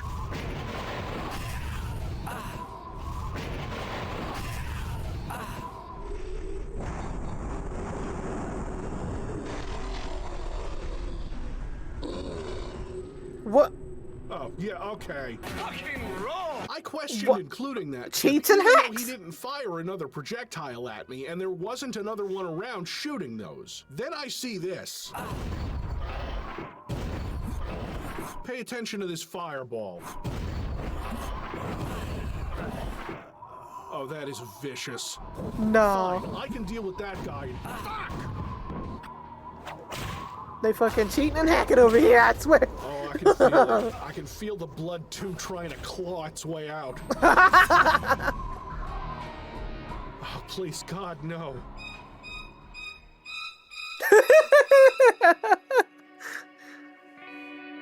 I love how this game is like giving him like some type of PTSD. he's over here having fucking war flashbacks.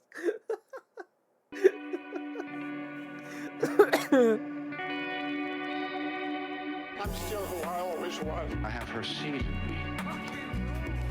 Scientists have proven that the underlying cause for my kind of insanity is genetic. She always has had and always will have a strong effect on my behavior. I have her seed in me. I may be well now, but I'm not cured. I'm still her flesh and blood. I'll never be cured. Flesh and blood, flesh and blood, flesh and blood. Insanity is genetic. I have her seed in me. I'll never be cured. This is so demented. To bring forth another monster. This fucking hell. Hour 8. Oh, the grinder. What is he gonna do? Try to hand crank? Oh no, he's a chain gunner too. And there's spawners behind him. Fucking shocking. We left the rooftops on a ship to sail to the circus tower. See, it's the element of air, right, so there has to be platforming challenges over bottomless pits. It's here where we fight Stargrave, who's a less creative boss. You drain his health, he gets is it one of the longer stations. vids? I destroy the charging stations and then kill him in the game crash. Must have been a lot of trauma. I fight him again, and he dies, and him dying is really cool looking. What? What the fuck? What? You've smashed the opposition and turned the tide on the spawn of doom. Oh, spawn of doom, that's cute. Yeah, this. Still, They're not really realm of subtle, are they? lies in shackles. Oh Oh yeah, the demon, the one I wanted to play as first. How does he work? Well, you get a cool axe, which you use to destroy spawners. It's the Roadhouse again, except with lava. This game is just about out of surprises. See, this game's chief weapon is surprise. Surprise and... No python. Oh, fuck. I swear they're making these levels, right? A path from point A to point B, and then later they're throwing the monsters in. So it's not really...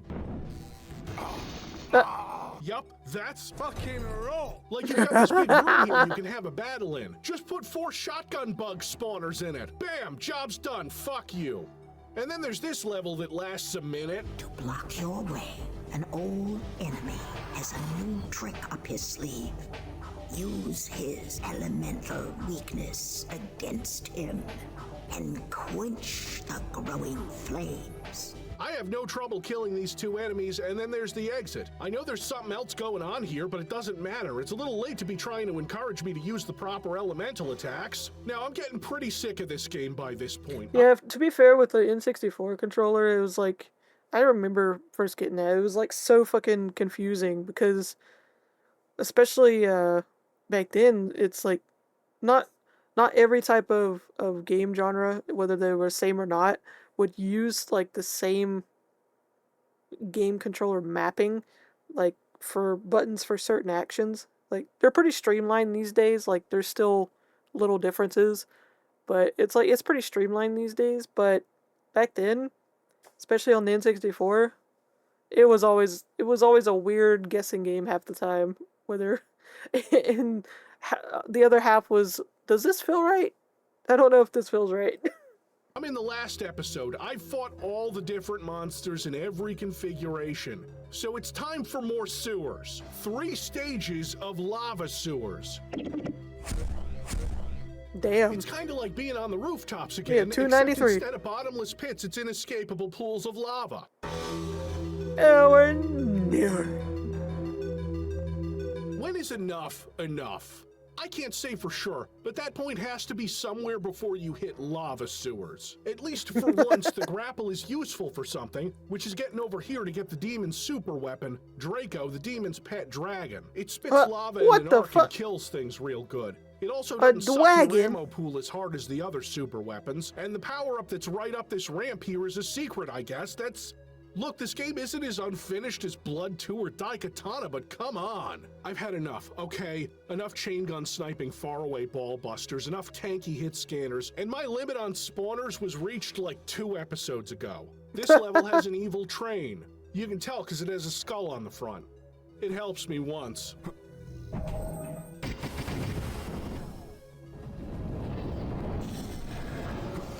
Nice. What was once our proud carnival is now but an empty shell of evil, ruled by a soulless ringmaster.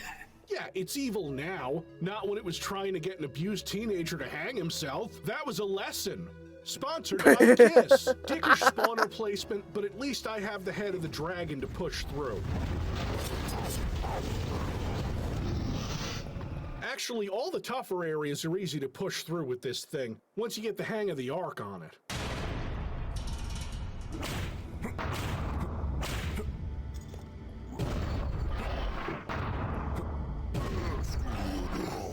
Why is it always Twin Peaks? So I grab a ticket to the show and oh, god damn it. Always haunting the narrative. Always. Their fucking tongues. Ladies and gentlemen, in the center Ladies ring, and not ladies. we present a dazzling spectacle. Welcome to this fucking shit show. Menagerie of carnivorous creatures, formidable foes, and everlasting evil. Everlasting gobstoppers. Read that line and gobstoppers. couldn't decide on an accent. Like the floor is lava, and he has fire attacks, and this is the fire section. But the fire-based weapon works really well on him. Like he has to start bringing hit scanners in to help him. And then he spawns some clones, but nah, it's not very hard. Oh, we're so excited. The 4 who are one stand united. Yippee. Quickly now, while there's still time. The Dark One must be banished. It actually lets you pick who you want to play the final section as, and I chose the demon. His axe and his dragon are pretty fucking cool. And now you start with all your armor pieces and weapons so the game can throw the kitchen sink at you. Not that it wasn't before, and actually it's been pretty steady in terms of difficulty for the last couple of episodes. This hellish dimension is full of flesh rather than fire, and chains holding that flesh. It's actually quite beautiful to look at from a visual design perspective. I'm just plugging along, whipping faraway enemies and dodging their attacks when the game throws a totally new enemy at you, one you've never seen before. What? What? A giant explosive jack-in-the-box that spits out smaller exploding jack-in-the-boxes. So it's just another fucking spawner then? That's the last enemy before the final boss, the Nightmare Child, who isn't the hardest boss in the game, but sure is the most tedious. The final test Ew, is at that? hand. What in the Steal hell? yourself. I'm sure this womb looked better and didn't have a big scene down the front of it in lower resolutions. Wait, what the? You see all these eyes? You have to kill each one of them before you continue. And for some reason, this one seems to be dead set on dying last. Okay, cool. Love the Nightmare Child design. Like, obviously, I hose him down. Nope.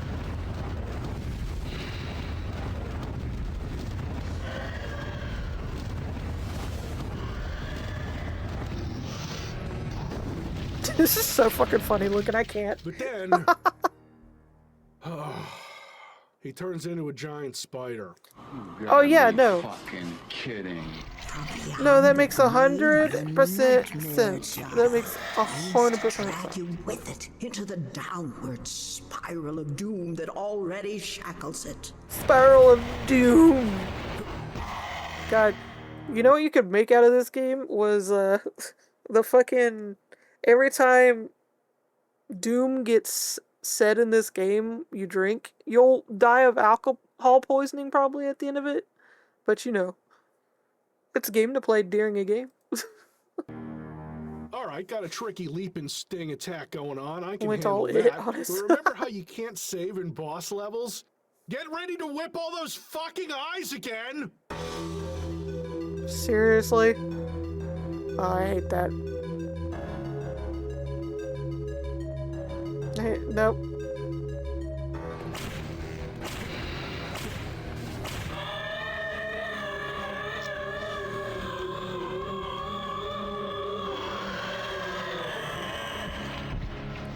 Uh-huh. Avatars. The elements honor your services with undying gratitude and name you as true soul wardens. Wake now from this dark slumber.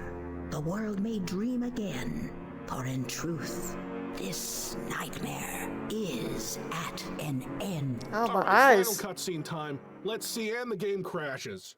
No! My eyeballs. Back to the eyeballs, I guess! Oh my god. The never-ending boss.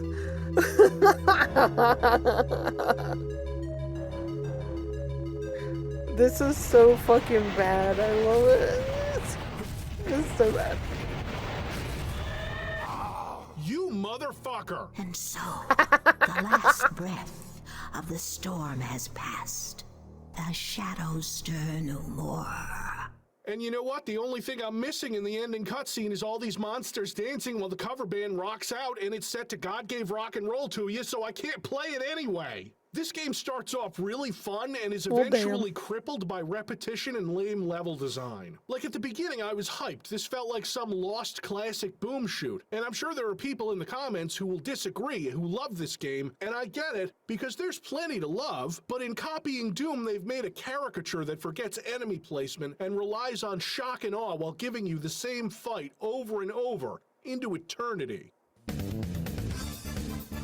Yeah, it definitely looked like as dumb as it sounds as a game. It did look like it had like potential. Weirdly enough.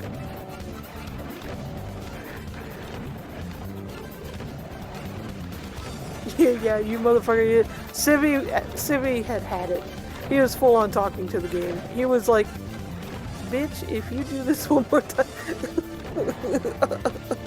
Like, he was ready to throw down with the entire game itself.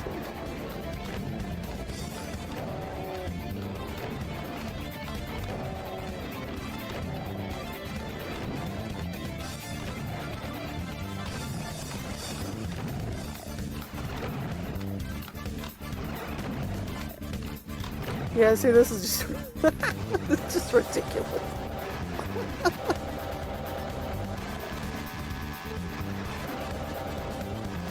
Oh my god. Like so many of like the Doom clones or Doom inspired games or Doom style games are just, oh man, come on. like some of them are hit or miss. And then some of them have their own unique style where it's like it doesn't even really feel that much like a copy, I guess. But some of them are just some just take the concept and put shit on it. It's like it's weird. But yeah, this game, I feel like this game like would be fun to play, at least at first. Like it looked like it did get kind of annoying and repetitive at the later half of it, but it's like it looked like it had some potential. Yeah, that was a good Civvie vid. He showed me another game I had never fucking heard of before at all, like nothing. It's wild. Oh. Oh god. Fuck.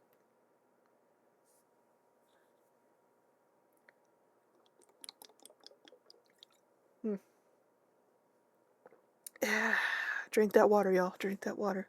Hydrate. Ow. Ow. Alright. Next vid. Oh my god. Okay. Yeah. Built Different, Built Stupid, Left 4 Dead 2 by the RussianBadger from 3 years ago. Oh. It's been a minute, RussianBadger. It's been a minute. Oh my god. You run off of tea. That and sports drinks now. Okay, well, I'm not gonna ask what your pee looks like, Yomi, but that's you do you. You run off of tea, sports drinks, and attitude. Oh yeah, tea and pickles. Do you dip the pickles in the tea, or is it just a separate occasion? But yeah, let's go. RussianBadger shenanigans. Let's go. Just so you know, this video is sponsored by Opera GX. Oh my god. I'll tell you more in just a couple minutes. Put the gnome away, Master Chief. You don't need it. You don't need it. It's a stupid achievement. Let him finish the fight. Oh yeah, I forgot you could do that. Oh no. You could, I wonder if, I can't remember, I wonder if they ever changed it, but when this first came about, where it's like, you can change your character, like you could mod the character to look like something else, a different character from other games and stuff. At first it only, showed up for the person that mod it, but I don't know if they changed it at all. Like, but yeah, I just know if I ever play like a Left 4 Dead 2 in the future, like I know I'm gonna have to try to like fucking mod the shit out of it, because it just looks too goofy as hell not to. Oh my god, is that fried pickles in a chocolate milkshake?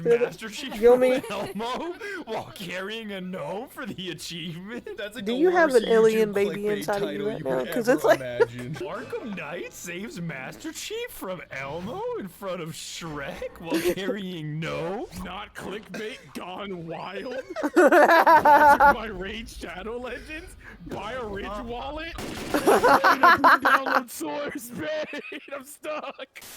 Welcome to the greatest horde shooter ever, Left 4 Dead 2. Game where, oh, you know what? I think I read that wrong. I'm gonna take that one again. Welcome to the second greatest horde shooter ever, Left 4 Dead 2. A game that usually starts like, yeah, Yeah, shooting zombies with guns is fun. And usually ends like, can't believe we shot Yoshi with a Smith & Wesson. I'll admit that my dumb shit characterization of the game might be a little deranged given the number of mods I run. Left 4 Dead 2 is a game where Otis from Barnyard kills Dallas and Pete. You fucking Benedict Arnold, I'm riding with a turncoat. But if you'd like to see some of the worst mods ever made, stop fucking shoving me, you prick. Played by some of the best players to ever play, and we're talking skip prom to grind Sigma male level players. Don't care. Fuck you, Catherine. Prom probably sucked anyway. I was grinding Left 4 Dead.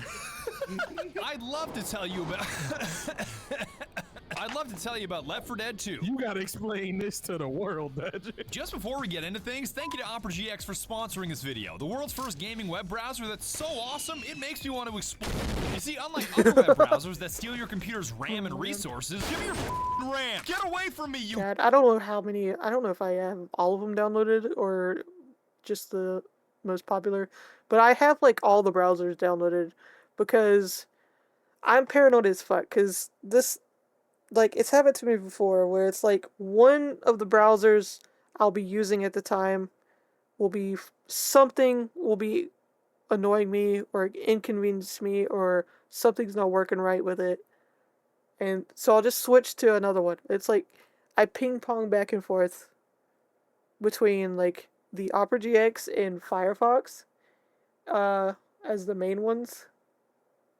But yeah, I have backups. I'm like, if you're not gonna fucking work, I'm gonna cheat on you with the other one.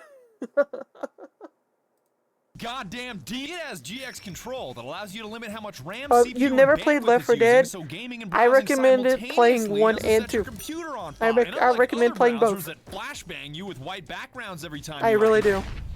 If you like You can shooter games customize the in color general, theme and force I chart recommend mode it. on every page, so you won't have to visit the eye doctor anymore. Though he is a pretty cool guy. Jawohl. It's even got dank integrations like GX Player for your favorite music service, Twitch to see when your favorite streamers are live, and Discord for anybody sliding and or stampeding into your DMs. I know change is hard, but Opera makes it easy with quick import to bring all your settings like bookmarks and passwords over from Chrome, and even a mobile version for syncing files, videos, and links. Download Opera GX via the link below and get my very own custom color theme and background so you can browse and game like never before. I'm no astronaut, but that sounds like a pretty smart idea. Thanks again to Opera GX for sponsoring this video and getting me away from Google Chrome. Left 4 Dead 2 is a game. Fuck Back 4 Blood. Oh my god. Like they really tried to sell themselves as like bringing back or resurrecting the Left 4 Dead genre, like style. But Back 4 Blood, I don't know how the game is now, but when we first played it, it was sad. It was fucking sad. It had so much potential, but they just beat it. It was so shit. I was so upset. Like, we had some funny moments and some fun gameplay, but it was like way too little in all the hours we did. It was just bad. But yeah, Left 4 Dead 1 and 2, both of them are absolute solid games. Absolutely fun, solo or with friends. I highly recommend you play them. And like half the time, Steam's like giving them away like half the time. They'll just randomly like, oh yeah, Left 4 Dead or Left 4 Dead 2 is like free right now for a certain amount of time. That's it was fucking funny. But yeah, to this day, Left 4 Dead 1 and 2, they're like, how old are they? Like, I want to say 16 or 17 years old. I think. Maybe. Like, after all that time, still absolute zombie perfection, honestly. It's like, it's still up there. It's still top tier.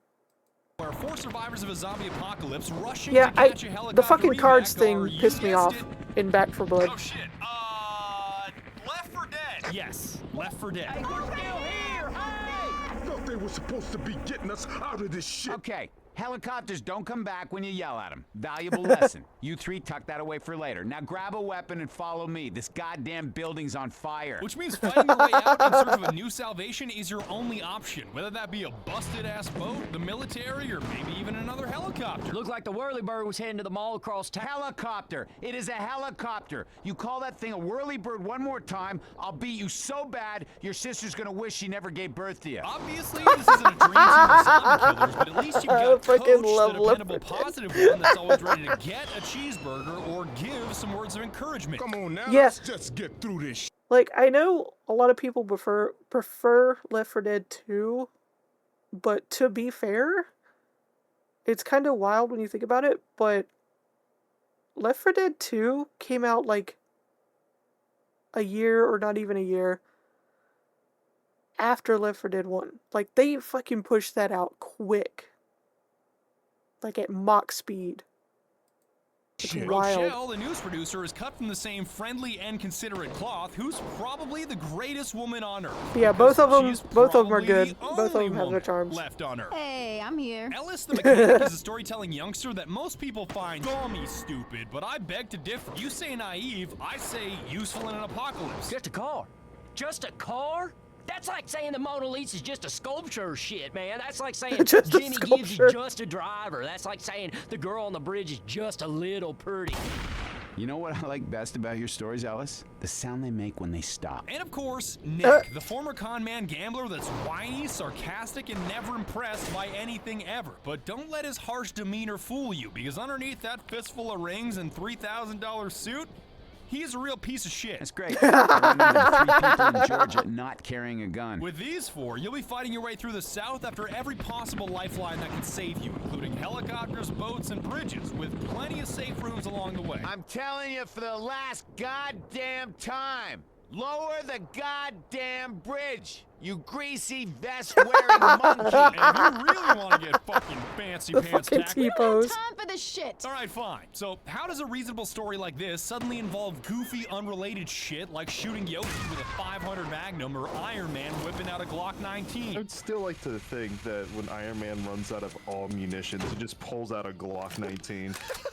Mods. Basically just mods. But if we're getting technical, the workshop. Because in your average horde shooter, it would take a shit ton of work to swap out one of the main characters for someone like Arthur Morgan. God, just the fact that Rochelle is like mini Arthur Morgan. Where's our money? I don't speak German. Everybody gangsta till Arthur Morgan start fanning Thanos with a Winchester.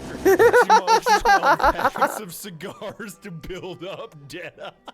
But since this is a Valve game on the Source engine, it has access to this wonderful thing called the Workshop, which allows you to add maps, weapons, characters, or any other mod you want. Hell, the model I'm wearing right now is from the Source Filmmaker Workshop, and so is this, and so is this. You want both your fists to suddenly turn into loaves of bread? Bang, straight off the Workshop. And I'm not gonna say that everything on the Workshop is a good idea, but god damn it, is it ever frictionless to equip. Why the fuck would you want Hitomi from Dead or Alive 5 as Francis? And once you start clicking this button, you can't stop clicking this button. With Rochelle, Coach, Ellis, and Nick transforming it's into it's definitely one of those things where it's Battletoad, Doomslayer, and it's definitely one of those games where it's like when you start doing the modding, you're not gonna be able to stop. Really, you're not gonna be able to stop. It's kind of like how when people started modding Skyrim, people went fucking wild. Like, it never ended. It just got dumber. It kind of fluctuated between 2 points. It was like, it was either the dumbest, memeiest, stupidest shit you could mod into the game, or people were modding things so well and so good that they were outperforming the developers themselves. It's like, there's no in between, really. Isaac Clarke before you know it. I'm on my nefarious shit. Can you throw Lara Croft in Left 4 Dead You 2? have to be Probably. green. You must be green. I don't think there's really a in this limit, squad. honestly. You're a Battletoad. Thanks, Pickles Cage. You're welcome, citizen. Look at the mod situation now. Me click green button, me turn thing that looks like this into thing that looks like this. Fucking brilliant. Let's move on to the bad guys, because no matter what they look like, and no matter what you look like, you're still gonna need to kill them if you hope to survive. What the? Not the fucking monster Caddicarus drink. came up from the depths and punched him into outer space. The Horde comes first because they are everywhere all the time. And I know a single zombie isn't scary, but you're facing hundreds per chapter and thousands per campaign. I don't care if it's cheeseburgers, coaches, or regular ass plain Jane zombies, 1,000 of almost anything is terrifying. Hamburgers! Oh, you gotta chill. Hello, yes, Gabe Newell. I would like to turn your game into a fucking hodgepodge of whatever I think of. Fuck out of my way, coach. You too, Shrek. My friends call me Coach. Oh my god. Coach's one weakness other than chainsaws. The Mossberg 680 from Modern Warfare. The special infected are where it gets interesting, because unlike basic-ass regular zombies that are dumber than dirt, these guys can pin you. And please, Games Workshop, please, please, please, don't sue me for making this joke, but Brother! Oh my god. Just to clarify, if you haven't played Left 4 Dead, there are difficulty levels. So it depends on what difficulty level you're on how fucking crazy it can get. Because it's like, there's like the easy and normal modes where it's like, it's just the regular average experience, which can get overwhelming at certain points, but is not that bad. But when you start getting into the harder difficulties, get ready for your ass to get put into the fucking zombie grinder. It's gonna get, I am pinned here! This means that once they've grabbed a hold of you, they aren't letting go until either a teammate saves you or you're down on the ground bleeding to death. And although all 4 special infected do the same thing, they've each got a unique technique. You hear that jingle? I happen to prefer the piano version myself. That means a hunter is nearby, a hoodie-wearing Superman that can leap over buildings and into your ribcage in a single bound. He's by far my favorite. Scary, I know, but he's super squishy and loves making loud noises before and during his jump. So no matter if it's a Cloaker, Elmo, Kermit the Frog, or Chuck E. Cheese, you'll hear him coming. Oh my god, that's so scary. I got this, bro. Watch. Good one. Good one. Bro, I've been knocking down long all game, my guy. Tickle that, Elmo. Oh god, I'm gonna die alone, aren't I? Oh my sound. Thanks, Spider-Man from PlayStation 1. Look who the hunter is. It's Charles Entertainment Cheese. Oh shit. Spooderman, no. No, get me off of Siren Head, please. Thanks, Batman. This was like so you fucking. really are a true friend. That's not my meme. That's Oscar on Twitter. He calls him Charles Entertainment Cheese instead of Chuck E. Cheese. Bro, it's Charleston Entertainment Cheese III. The first brother died in the war. Put some respect on his name. It's Charles Entertainment Cheese. I'm gonna melee you. Oh, I did not. That did not work. Genius.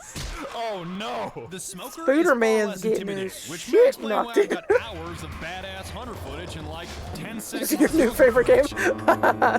It gets fucking You see, wild. even his jingle sucks, but I guess that fits because slurping is sort of his thing. He wraps you up with his long ass tongue and reels you in from a distance, Japanese Spider-Man style. Spooderman.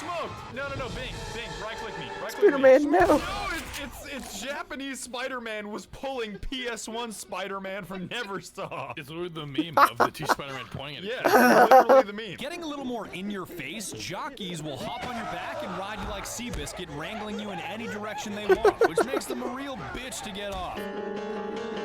But he's especially easy to hear with his never-ending maniacal laughter, which is why I usually make him the Green Goblin. You're boring me, Spider-Man! God damn. There you go. I'll get you, Spider-Man. Chargers are the 10th prestige I love how we're veterans basically of just Nuclear watching Meat all with the right arm Spider-Man size tree trunk generation predator movies walk and like a freight cartoons. train and smash you in a ground chuck once they come to a stop. Your teammates aren't safe either, because even if he's grabbing somebody else, he can still truck other survivors backwards while sending his main target into a wall, off a ledge, or screaming off a bridge. So it's best to avoid his Pummel, like what I would do to a sandwich if I really wanted to get it in my mouth fast. You know what I mean? I don't actually pummel sandwiches. Badger's like a wood chipper for fucking Badger legitimately goes into something. I got got him. I got him. I come into a room, I see an illuminated Doge face on Donkey Kong beating the meat off of Mickey. He's off the bridge, right? Oh, you're off the bridge, Spider-Man! Well, oh my god! Spider-Man's going through it. Oh, I heard him. Oh my god! That was scary as shit. These 4 pinning special infected are supported by boomers, these bile-filled balloon zombies ready to vomit God, all over you the or fucking vomit. I hate it.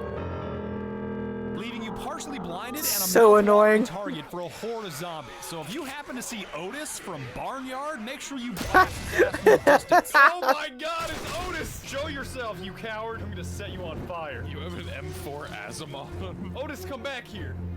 Otis! I killed him with a Minware Asimov M4, as God intended. Hearing the dozens of boomer voice lines from the survivors in our modern political climate never gets old. This game truly was ahead of its time. We got a boomer! Oh man, that sounds like a boomer. Leave it alone. Leave it alone. I'm just looking. Leave it alone. They had no idea. They had no idea how those lines, even today, 16, 17 years after these games came out, would still be so relatable. Oh, not the boomer. Oh, Just that like being in at a the zoo. Oh, It's an exhibit. what? We have it for you. About a round to go. I couldn't stop. Oh my god, you I had the Smith & Wesson 500 Bone Crusher. Of course I was gonna do it. God damn it. God damn it. You can't just put Otis from Barnyard on the other side of some glass and a Smith & Wesson 500 Bone Crusher in my hands and not expect me to blow his stupid cow That head was off. literally neuron activation. Spitters are the other supporting special infected that basically spit Mountain Dew Molotovs and noxious acid at you and are definitely difficult to hear but have the most memorable tune. And they also have a tendency to crash their my jaw, game the fucking anytime I try jaw to thing mod them. freaked So me for out some when I weird first saw reason, it. You were specifically excited about me blasting spitters in the mouth? I've got some bad news. 4 specials that can pin you, supported by 2 specials that can impair you, are rounded out by 2 boss special infected that are on opposite ends of the spectrum. The Witch is a teeny tiny crying woman that can insta-down. I always panicked whenever I realized I was near a witch. Because sometimes you can't immediately spot them, even with them crying and making sound. The witch haunts me. Like, no lie, the first time I played these games, the witch was the one that really actually terrified me. Oh, yeah, she If fucks you people disturb her up. with damaged light or even prolonged eye contact. So either nuke her ass into oblivion with a flurry of damage or completely leave her alone. Wanna watch me fucking crown this witch real quick, Badger? Watch this. Yes, I'll turn my flashlight off. Ain't no thing. Ain't no thing. You ready? Oh, or just, oh wow. Wow, you just cut her in half. I can't believe that Arkham Knight just cut off Donald Duck's I head wonder with a what chainsaw. difficulty they're playing on. It ain't much, but it's honest work. And on the other hand, 'Cause the usually it tank, takes a little who, more unlike than the that. Witch, cannot be ignored. With such hulking strength, he can tear concrete What out of the difficulty you ground play it and on? throw at you, slap you Let us hundreds know. of feet off terrain, and We need to normally know. it takes a whole team to kill. Oh no, I don't want any part of that. He wants his Robux, Batman, he wants his Robux. Oh god, this thing is fucked, right? There's literally nothing. I know these 9 nightmares don't sound like fun, but the weapons you have to obliterate them definitely are, ranging from silly shit to deadly shit to silly deadly shit. There is nothing wrong with my AK, that's your monitor. Fuck you. Throwables are a great place to start, with pipe bombs, Molotovs, and boomer bile that can get you out of a jam and kill dozens in a single click, though mine usually look like chickens, white monster, or mollies from CSGO.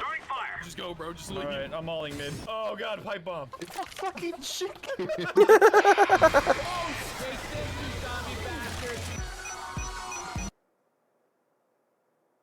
Oh my god, it just popped into my head. But when I saw him like using that chicken as a fucking weapon, it takes a whole new meaning. A whole new meaning to the saying, meat is murder.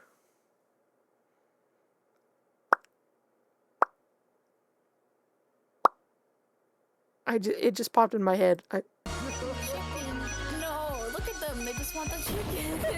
Oh my god. Oh, there's a monster down there. I mean an actual monster, not the God, big, don't giant remind me monkey. of that I mean, like, panda. the monster energy drink. Go get the monster Doom guy. I trust you. I got you, bro. Hey, yo, call me monster. He puts that in my fucking head. I can't. Amphibian. Oh, there's a smoker. No fucking way! No way! Oh my god, into a spitter. Fuck this stupid fucking game. He's an amphibian. He needs to keep moist. Yes, with the ultimate liquid that provides moisture. Melee secondaries are available, and I know it may sound foolish to use anything but firearms in a zombie apocalypse, like, duh, Glock 17, go bang bang. But these things are a godsend while you're surrounded. You won't friendly fire your teammates, which is a gigantic problem, by the way. You do that again, and I will bury you alive. And the mods are top notch. Like, you mean to tell me that you don't want to kill zombies with a... I love how you said that. It's crowing in my brain. I have a fucking chicken-shaped tumor in my fucking head now. It's... Hyper Beast Karambit alongside Batman carrying a literal bat? Give me a fucking break. Alright, this seems like a good second. Yo, I got him with the Karambit. Oh, another one. Another one. No one's safe. I hear Shrek. I'm getting him with the Karambit. Does that sound good to you?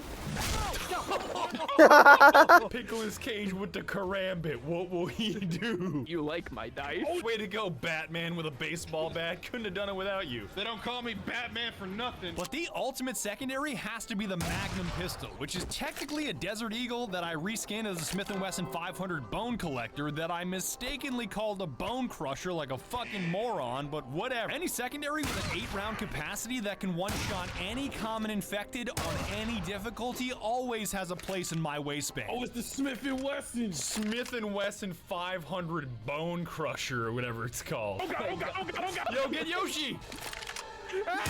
I got him with the 500 million. I can't believe we shot Yoshi with a Smith & Wesson.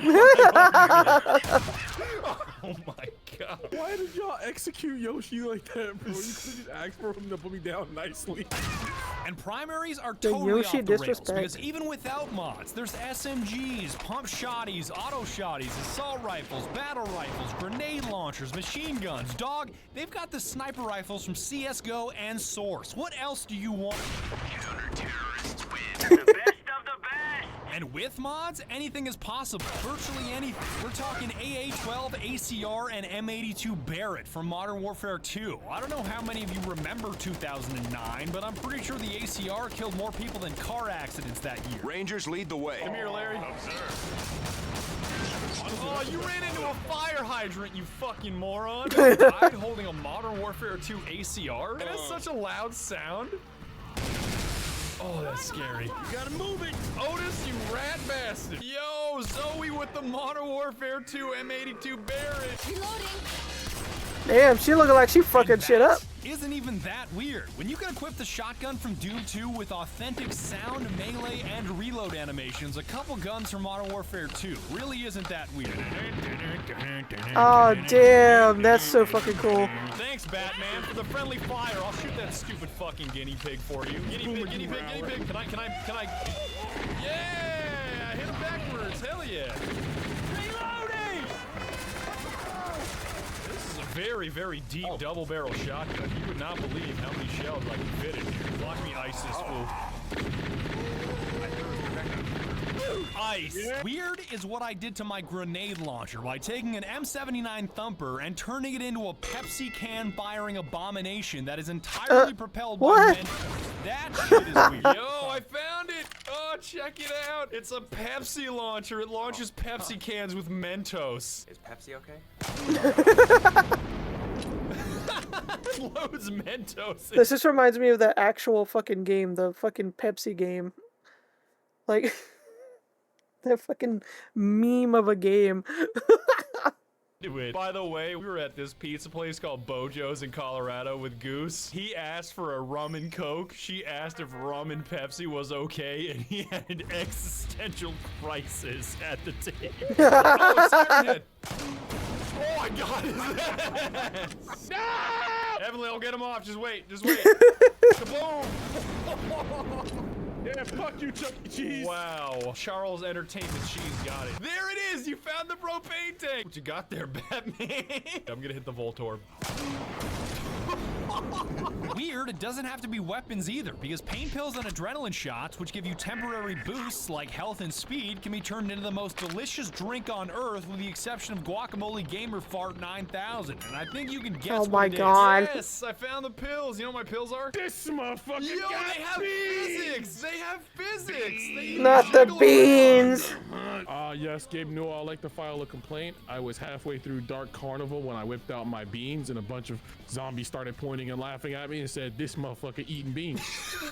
Please, I would like to return your game right now. Why is it you say the word beans and then Chad just erupts with this? You should have, motherfucker Yeoman. You should have. beans, like immediately. Beans aren't even the end of the shitposting, because minute details like your flashlight can be customized, which I would definitely not recommend. What am I looking at? You lost your schizophrenia medication. Oh my god, It's my got cheems the are jitters. tiny cheems. Look at him. But once you start equipping Among Us shit, it's the beginning of the end. Like, we made our health kits into a mini Amogus, and there was no recovering from that. What the fuck? The fuck was that? Shut the fuck. Through my incredibly high tolerance for dipshit mods, I managed to find some real gems in the workshop, including Sanic as a two-dimensional object. Sanic. Oh my god, he's so thin. Oh, he has the text on it too. Step it up. Oh my god, Rochelle. PS1 Neversoft Spider-Man is cursed enough, but just seeing That would be trippy as hell. your leg, you limping. Oh my god, you limping is disgusting. I'm injured. I need some help. Got a problem? I guess not. Battletoad is Sanic? an obvious choice because much like my main man, Coach Gaming, not to be confused with regular Coach, he has no neck. How the hell are zombies gonna bite you in the neck when you don't have one? Exactly. Top tier choice. It's Coach Gaming. This used to be a nice neighborhood. Good thing I got my man to back me up, Calvin. Honestly, like I know that that fucking coach mod is like supposed to be funny in its own way, but no lie, I could see Yomi playing this game and that happening on accident. No mod required. That would happen to Yomi playing it.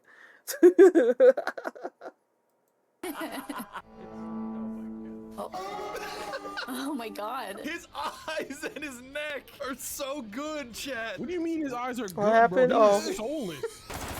I'm just saying one of the mods they had. Let's go back a little bit. Let's see if it'll show it. Right there where Coach is at. Like that's a mod to make the character look like that. You would have that happen as a glitch. No mod required. This used His eyes and his There we go. neck are so good, chat. What do you mean his eyes are good, bro? He is soulless. Battletoad woke up this morning and chose violence. There came a You had that point where happen my in Diablo shitposting 4. crusade I ran so knew big, it. and I had so many mods running that I damn accidentally it, made Yomi. my squad the Payday Gang without any animations, and I mean any animations. Geronimo, motherfuckers! Down bag, caught in 4K. Oh my god! What? Oh yeah, your fucking legs were just.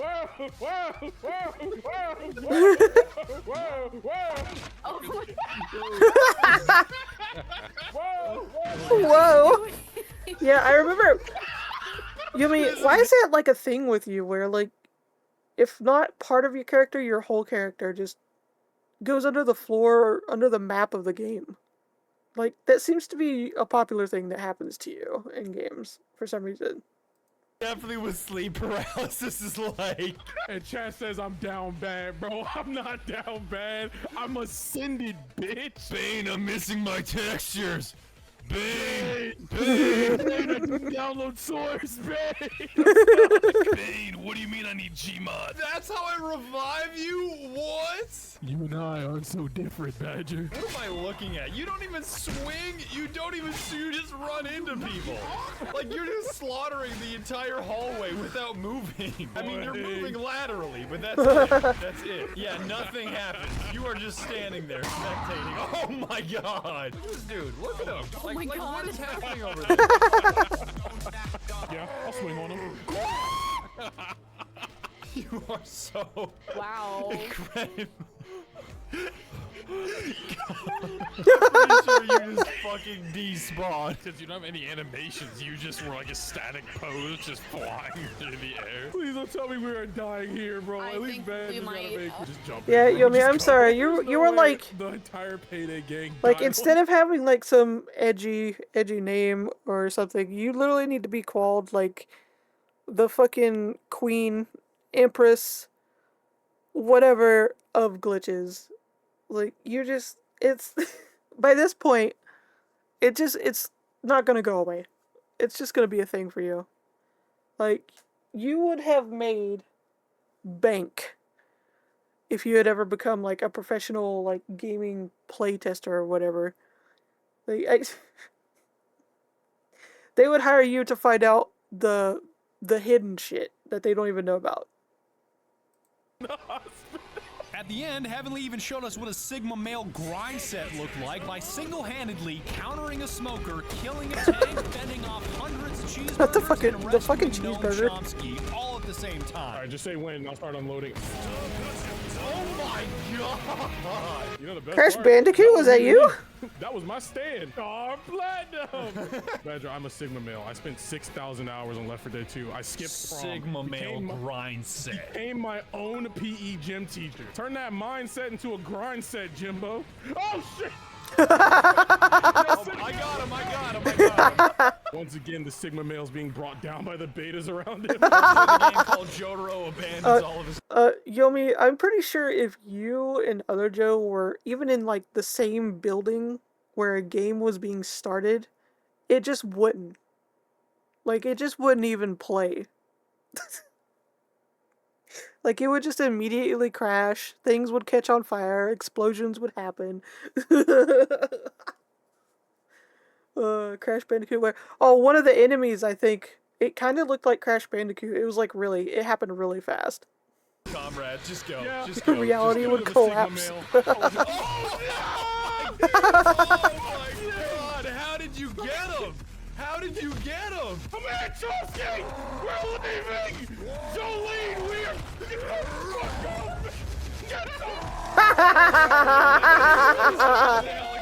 Oh my god, you killed the tank? Just jump! Jump 2 feet, you fucking idiot! Come on! Get it off me! We all got the achievement too. I told y'all! Sigma male! Damn, you actually got 4,000 hours. That mindset to a grind set, brother. Now, after experiencing that level of zombie killing skill, along with some of the dumbest, most brain-dead piece of shit mods that the workshop has to offer, I can finally say with complete confidence that Among Us is the worst. There is no meme. There is no joke. Making a survivor into an Amogus is despicable, and I'm glad he got repeatedly team killed by the Doomslayer. I'm genuinely happy about it. Oh, why are you so small?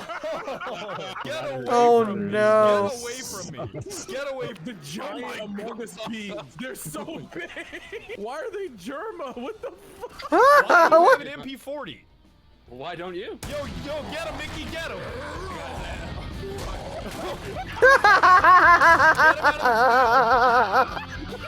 I live, bitch. Come get this bang. Come get this bang energy. Why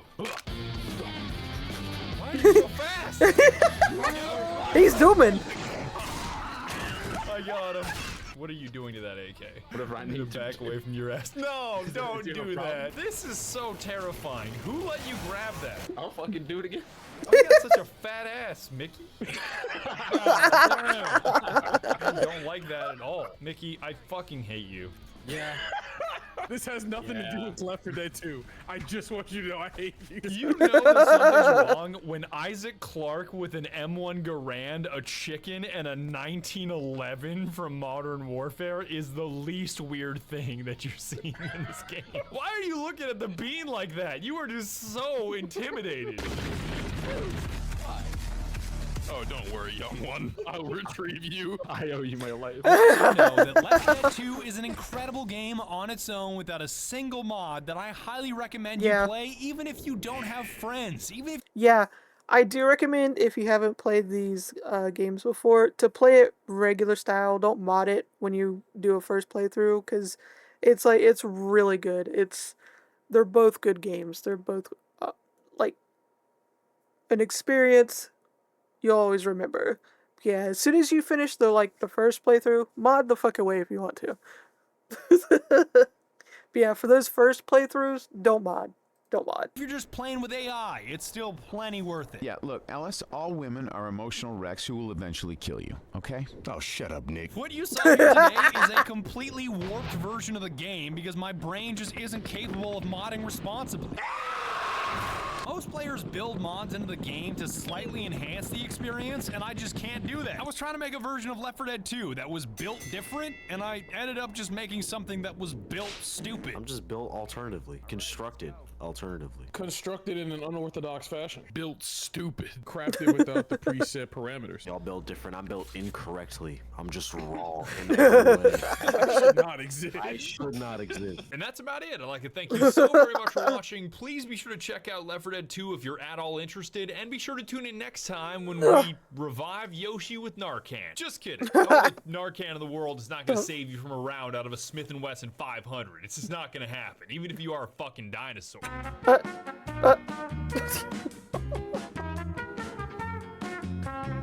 Oh my god, yeah. I don't know. I don't know if...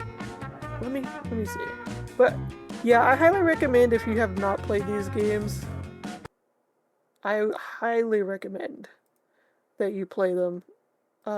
First time, play them just how it's made, and then afterward you can mod it, whatever. But yeah, if you're doing it single player style, or you got friends to co-op with, like at least one, I highly recommend. Highly recommend. Let's see. Yeah, let's see. Right now they're both like, both of them are $9.99, but honestly, I would just keep an eye out, and they're usually either go on sale for like super duper cheap, or sometimes Steam will do this thing where some of their older games they'll just make them free for like a weekend or something, and like you just add them to your library when it's free, and they're yours forever. You never have to pay for it. So it's like, either wait for a really good sale, or maybe they'll make them free again. Never know.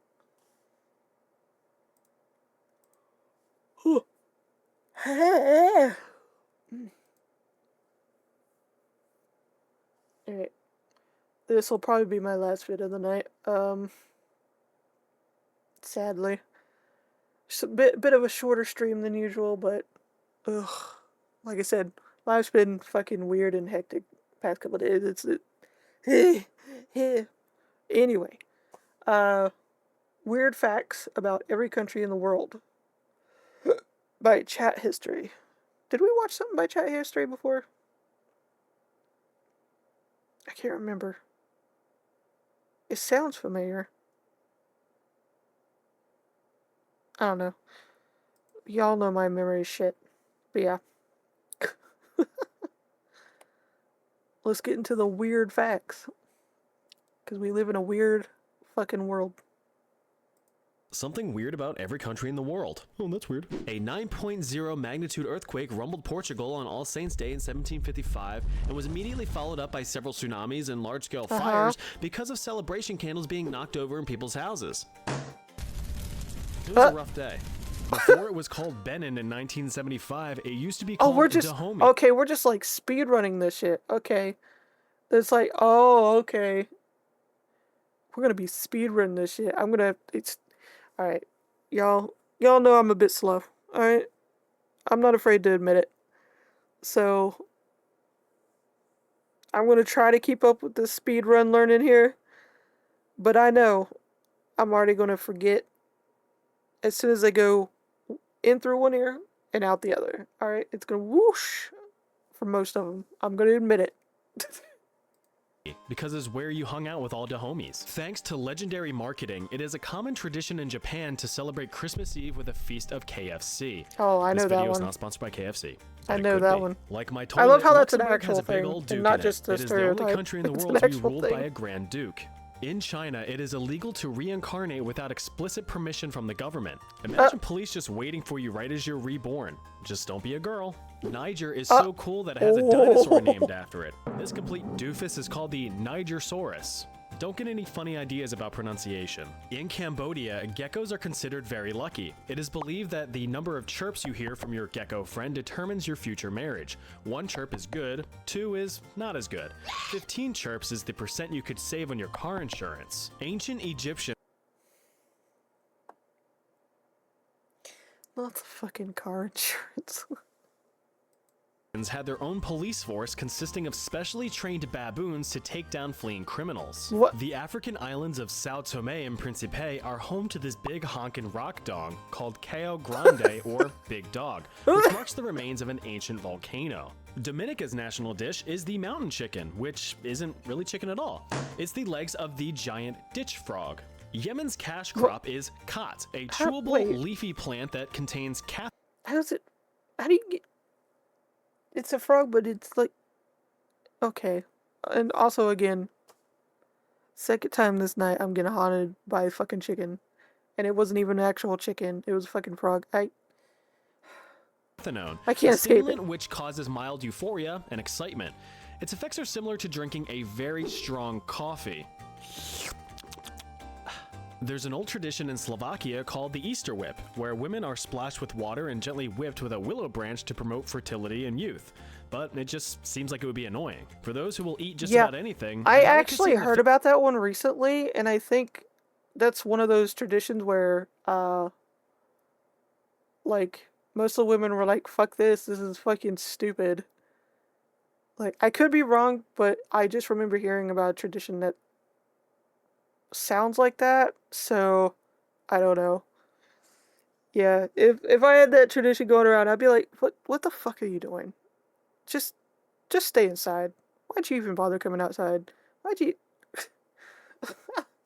Philippines is balat, or fertilized duck embryo. Yeah, that's from me. In 1969, Honduras and El Salvador battled in the Football War, which began after a heated football match, though tensions surrounding immigration were also a catalyst. The 100-hour war resulted in about 3,000 casualties. Alright, maybe football isn't as boring as I thought. Uzbekistan is home to the Murantau mine, one of the world's largest open-pit gold mines. There is no Danish word for please. Instead, they say... I just noticed the little still thing up here. I just noticed that it's actually moving as the video goes. That's actually... a little cute, Venly, which translates to be so kind, which gives me strong Bioshock vibes. Oh my god. To Ryan's office and subscribe to Chad History. Oh my god. Over 80% of the island nation of Nauru is now uninhabitable thanks to decades of lucrative phosphate mining. This is St. Vincent, and these are the Grenadines. They penalize homosexual practices, referred to hilariously as buggery, using the penal system.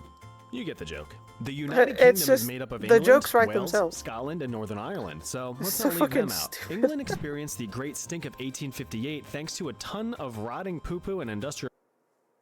The Great Stink.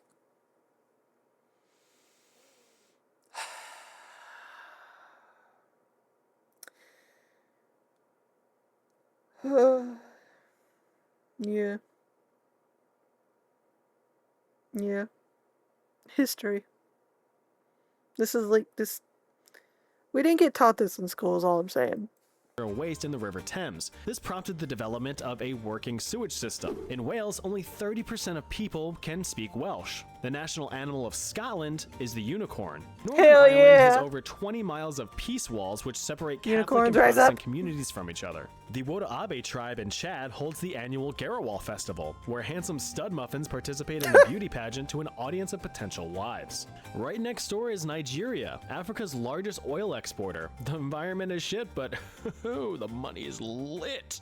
In between the islands of St. Kitts and Nevis is a tiny landmass called Booby Island.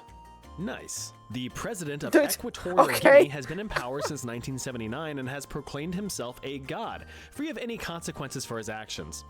Not exactly the type of ego you want as a president. The top-selling beverage in Oman is Mountain Dew. Relatable. Who knew they were such gamers? The Dominican Republic military and law enforcement members are not How, allowed to vote in any how relatable is that comment? Yeah. Yeah. elections to avoid power abuse.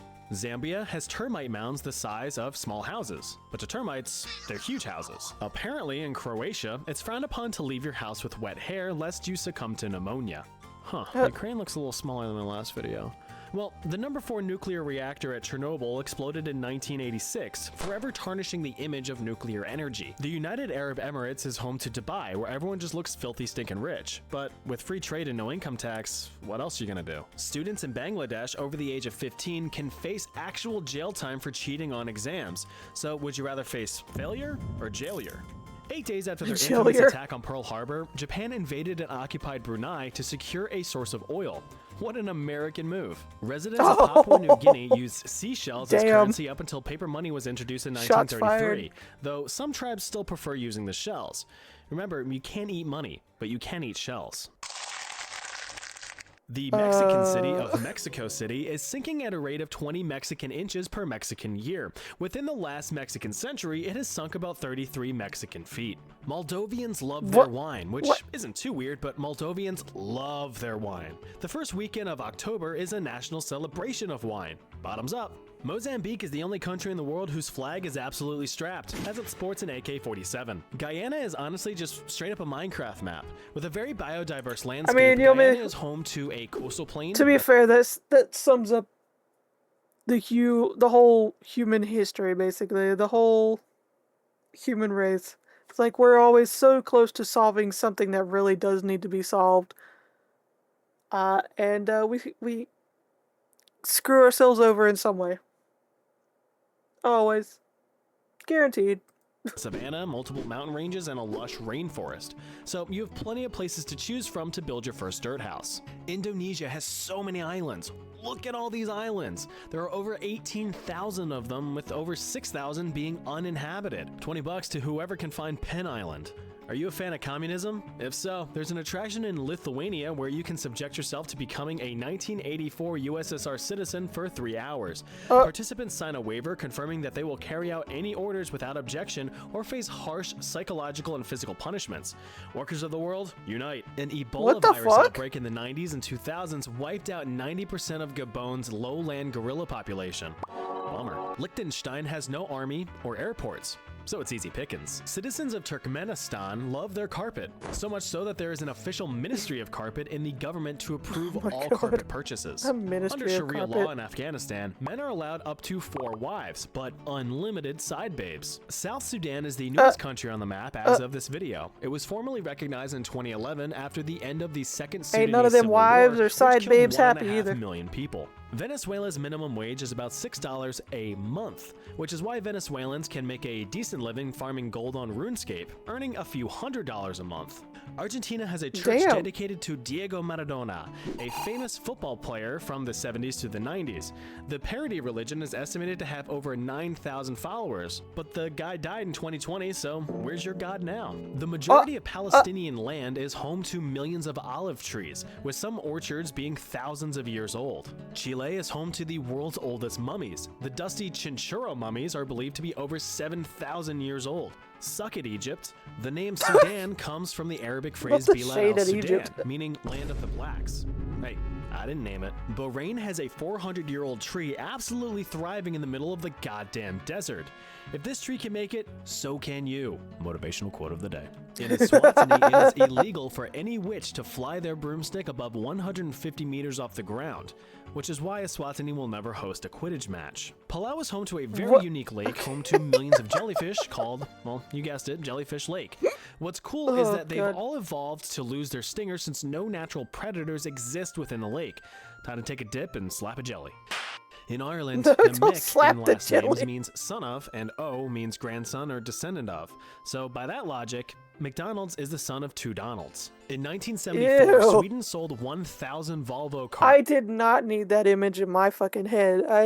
Nope. Nope.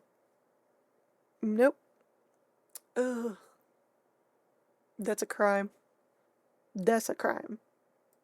To North Korea for $73 million. The bill is still unpaid as of today and is valued at $330 million with interest. Probably best to just write that one off as a loss.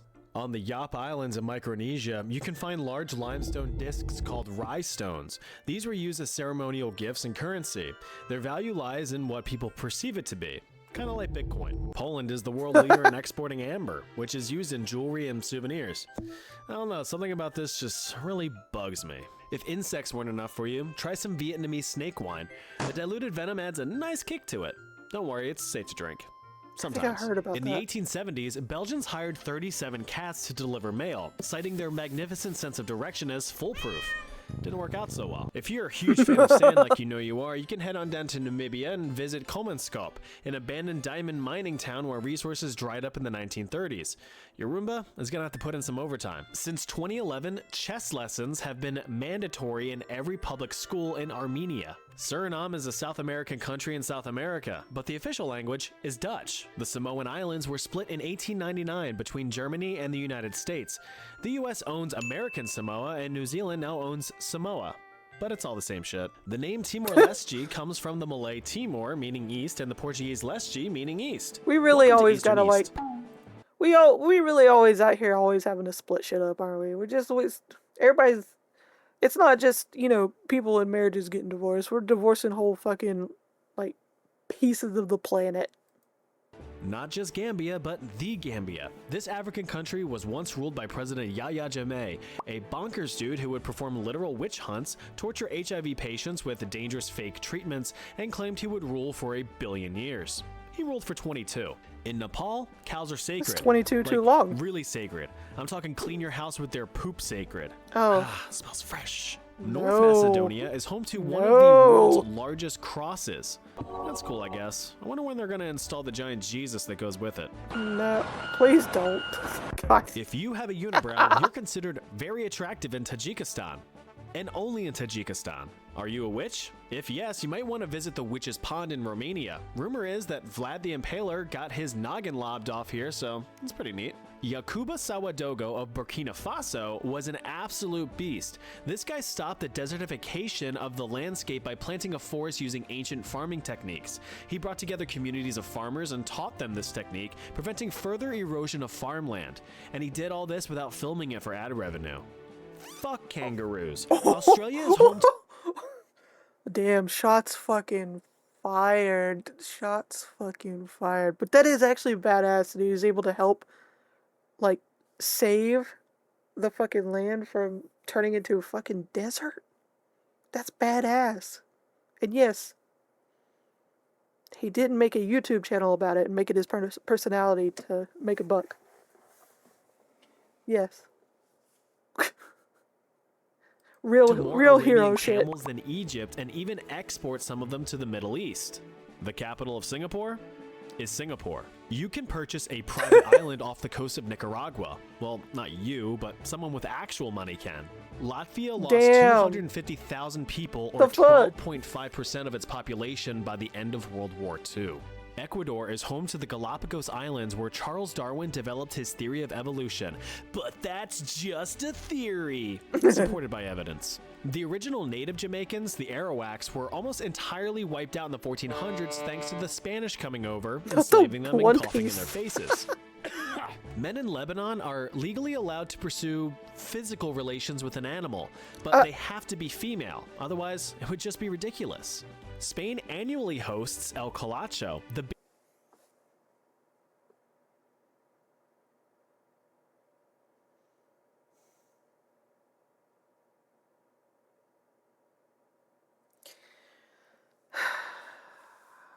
Women really can't catch a break whether you're human or not, huh?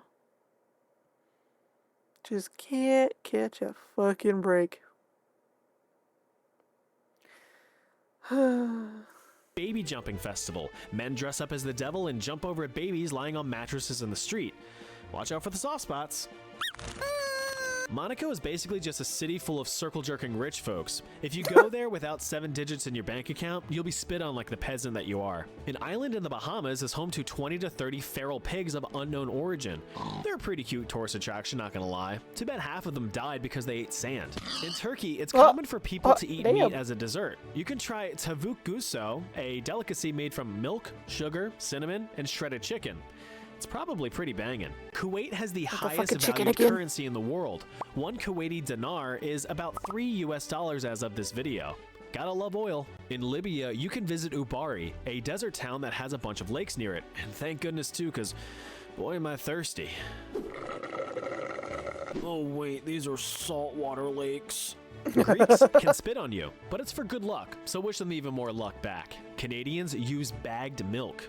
You guys are weird. When you think of ancient castle moats, you might think of water infested with crocodiles, but Český Krumlov Castle in the Czech Republic used a moat of bears to deter enemies. There's even some still there today. Hungarian man Erno Rubik invented his famous cube and placed upon it a famous pube. Fancy breakfast? Better head on over to Belarus to celebrate Maslenitsa, also known as Pancake Week. Pass the syrup, please. Lesotho or Lesotho? Listen, I would fucking celebrate that. Pancake Week? Yes. Yes, please. Or however you want to say it, is known as the Kingdom in the Sky because even at its lowest point, it is over 4,500 feet above sea level, so it's like way up there. Trinidad and Tobago has a natural asphalt pit. This slop hole of road juice spans 99 acres and is 246 feet deep. Cyprus has a wishing tree. Simply write your wish on a ribbon or a piece of cloth and tie it to the tree and it just might never come true. Due to scarce resources, North Koreans sometimes use their own soft serve as fertilizer for crops. Honey, I think something's wrong with the vegetables. They're looking a little shitty. I know. You're welcome. U.S. President Abraham Lincoln once complimented San Marino, so they granted him honorary citizenship. Paraguay's got a heck of a strong navy, especially for a country that's completely landlocked. The megalithic temples of Malta are some of the oldest standing structures in the world, dating back to 3600 BC, and they would probably make a pretty neat Counter-Strike map. You know the capital of Thailand is Bangkok, but that's only a nickname. The real name is this.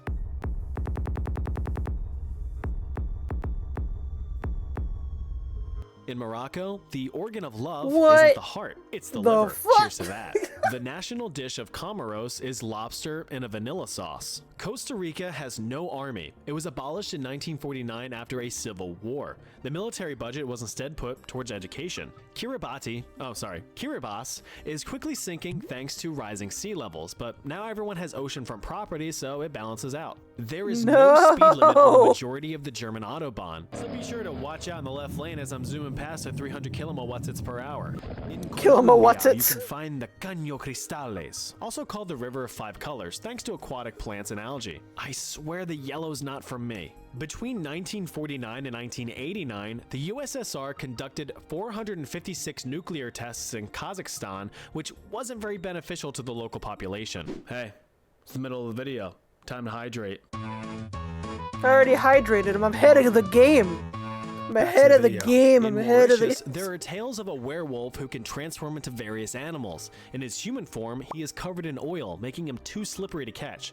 Air pollution in Bosnia and Herzegovina sucks, especially in the winter months when everyone is burning coal and wood to stay warm. India has a skeleton lake in the Himalayas where the remains of over 300 people have been at rest for a few thousand years. In God 2022 damn. and 2023, the Tanzanian government approved the forcible removal of the indigenous Maasai tribe. This paved the way for a United Arab Emirates company to establish trophy hunting and elite tourism spots. Dick move, UAE. Andorra is a popular tax haven for many Fucking villain wow behavior. webcam sites, but you shouldn't be looking at that kind of stuff. If you ever find yourself in Estonia, be sure to visit a local village swing, because they look fun as hell. In Georgia, aka Sakratvilo, you can find Vartsia, a 6,000 room cave city. It just reminds me a lot of Markarth in Skyrim.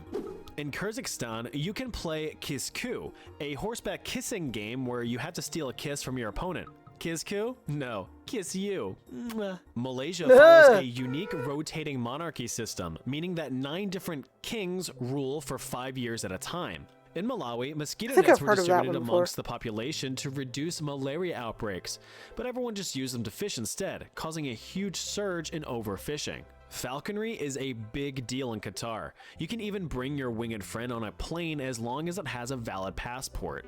Who's my good little boy? There are about as many horses in Mongolia as there are people. Everyone needs a horse. Homes in Uruguay It's don't just a typically have requirement. numbers, but are instead named. What would you name your house?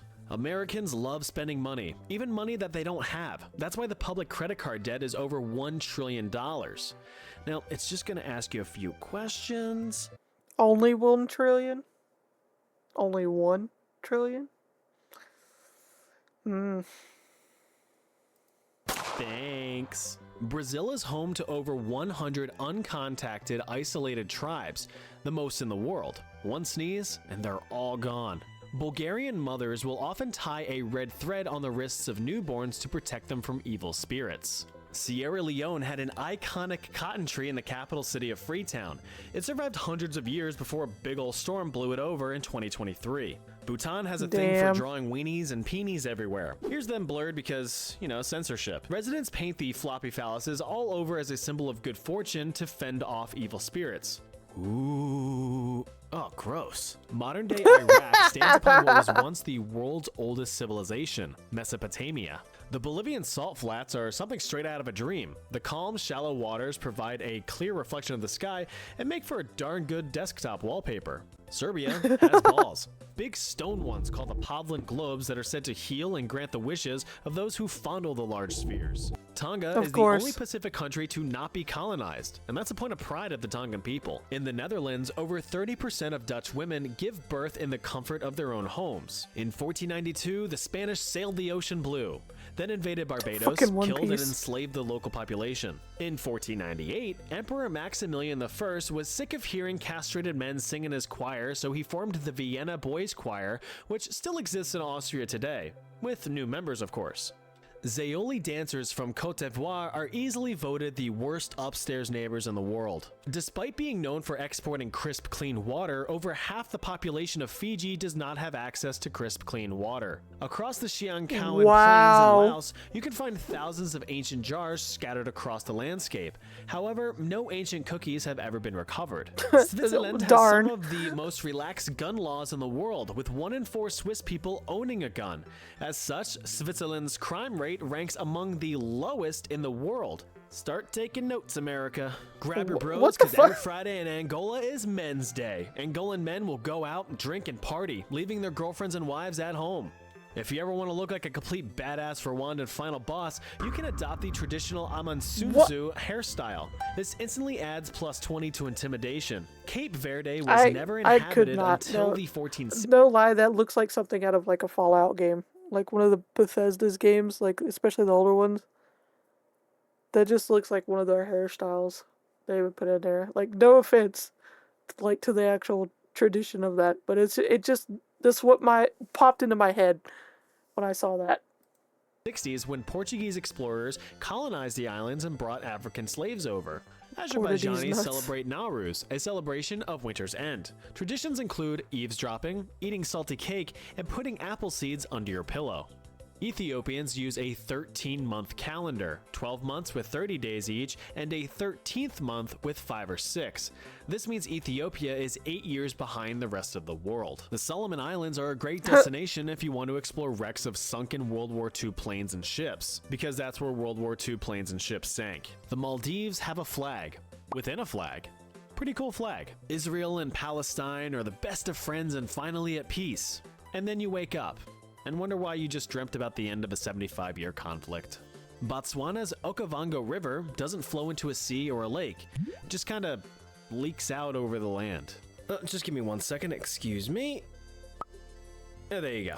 Snow is becoming more and more common in the Sahara Desert, with recent snowfalls being reported in northwest Algeria in 2023. Slavery was abolished in Mauritania in 1981, but wasn't criminalized until 2015, and as of 2016, there were still 43,000 known slaves in the country. Ever get thirsty at a gym and you gotta gulp down a few crisp glugs from an LK Easy S8L? In Italy, you can slurp that sweet, or dry, red good from a free 24-hour wine fountain found in Caldari di Ortona.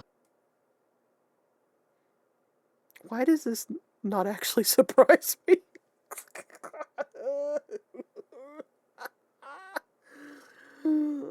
Oh my god, why does this actually not surprise me? Salute! In Guinea-Bissau, it's custom for boys of the Agande tribe to survive alone in the forest for several months as a trial towards manhood. In 2019, the Central African Republic was ranked as the world's hungriest country. So when your mom tells you that there are starving children in Africa who would love your unfinished dinner, tell her to cook better. Senegal has a tiny island made entirely from seashells. You're gonna want to wear shoes or else your little piggies are gonna get hurt. Liberia was founded in the early 1800s by the American Colonization Society as a safe haven for freed slaves. Some Albanians hang teddy bears or stuffed animals from their rooftops to scare away evil spirits. Ooh. Aw, this is way better than Bhutan. Syria is home to the world's it's a lot better than oldest the fucking library penises in the city everywhere. of Ebla. Have fun reading your rock, nerd. If you're like me, like I know I am, you know that you're going to die someday. So why not go out in style like they do in Ghana with a fantasy coffin? These unique caskets are sure to keep your family laughing as they huck you into the ground. Before the Zimbabwe dollar was abolished in 2009, $1 US was equivalent to 35 quadrillion Zimbabwe dollars. Beginning in 1598, Russia entered the times of trouble, which plagued the country with political turmoil and famine. It ended once Mikhail Romanov was elected as Tsar, establishing the House of Romanov. Mali is currently on year 12 of a civil war. Best to avoid Mali until they get that sorted out. Many residents of Guinea still opt for going to a traditional healer when feeling sick, and if things get really bad, the healer will tell them to go to a real doctor. Burundi is home to a vicious man-eating crocodile named Gustav. He is said to have eaten over 300 people, is almost 70 years old, and weighs over 2,000 pounds. He's a big boy. Christopher Columbus reached Haiti in 1492 to the warm welcome of 400,000 Taino people. 10 years later, the population would drop to just 3,000 Taino people. If you're in Iceland, nature wants to kill you. Wind, water, snow, rocks, volcanoes, they all want you dead. Djibouti is one of the driest African countries. It has no reliable freshwater sources, so bottled water could be used as a form of payment if you forgot your wallet. A treasure hidden by French pirate Olivier Levasseur is said to be somewhere in Seychelles. It is estimated to be worth over $1 billion. The One Piece is real.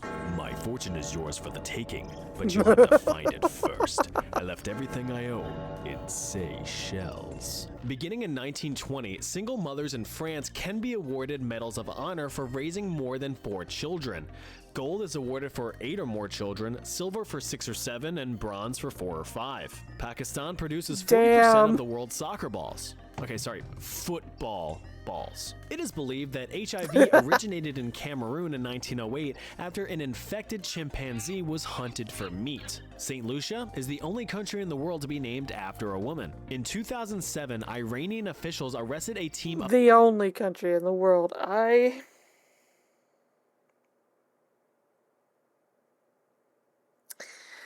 That's so fucking sad. of 14 spy squirrels who allegedly wore recording devices. A dead Spy pope once squirrels. stood trial in the Vatican City, and I covered this in another video, so be sure to check that out. Wink. The Blue Hole in Belize is one of the deepest ocean sinkholes in the world. You couldn't pay me to go over that dang thing. Antigua and Barbuda that's nightmare named fuel. their highest mountain peak Mount Obama after the American president. Thanks, Obama. The oldest known instrument in the world, a 55,000-year-old pipe, was found in Slovenia. Yeah, good job, Slovenia.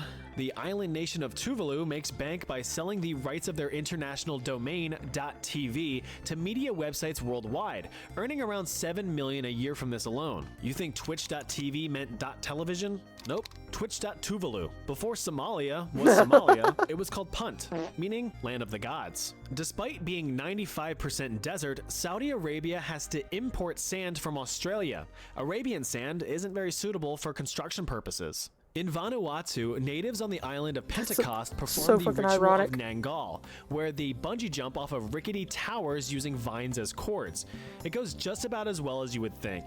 The median age of the Ugandan population is about 16 years old thanks to low life I never get that expectancy bored. but high fertility. Tunisia is home to the ancient city of Carthage. You know, the one that got its shit kicked in by the Romans a few thousand years ago?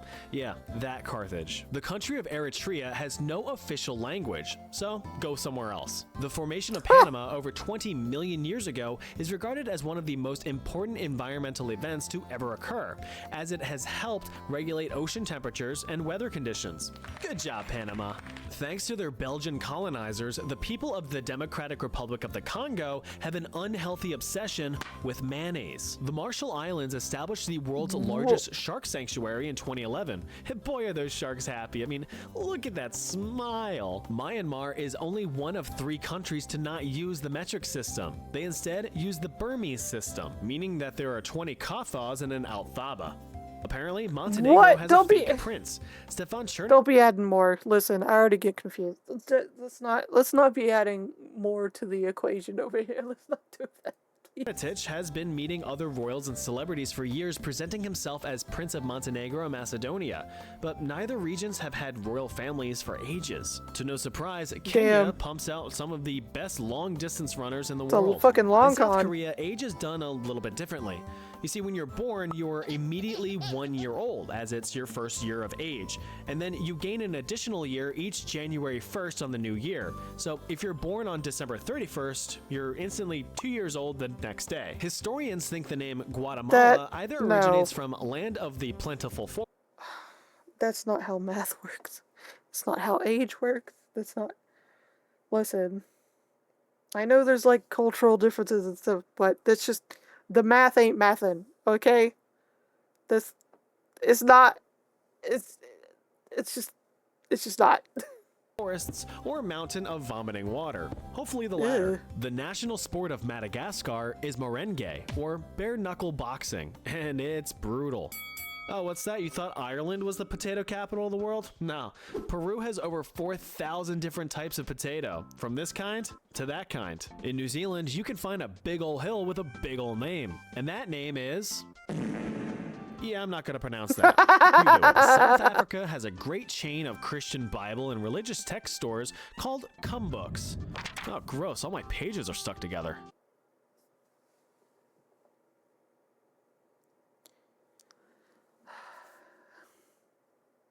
Y'all.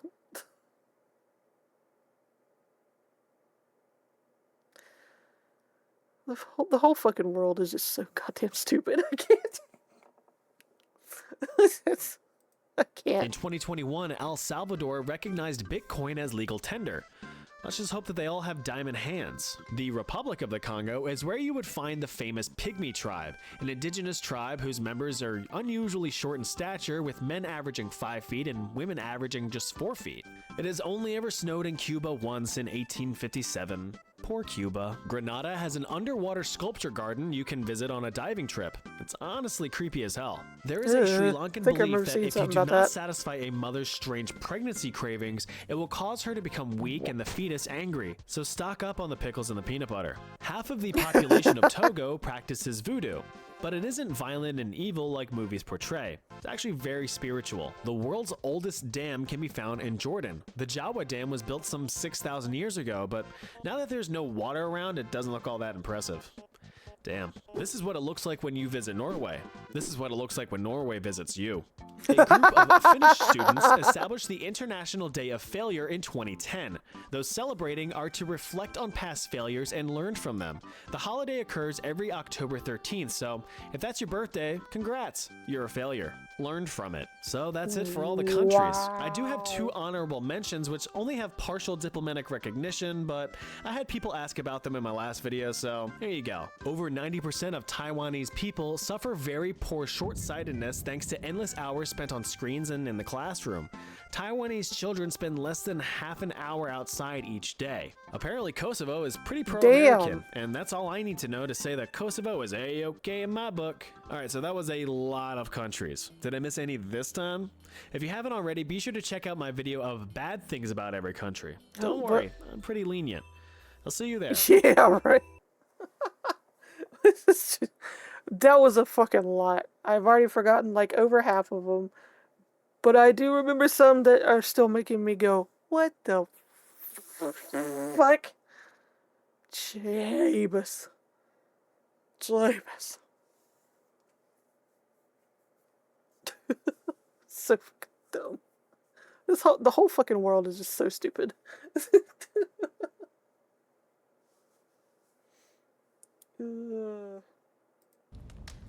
Alright. That's gonna be it for me tonight.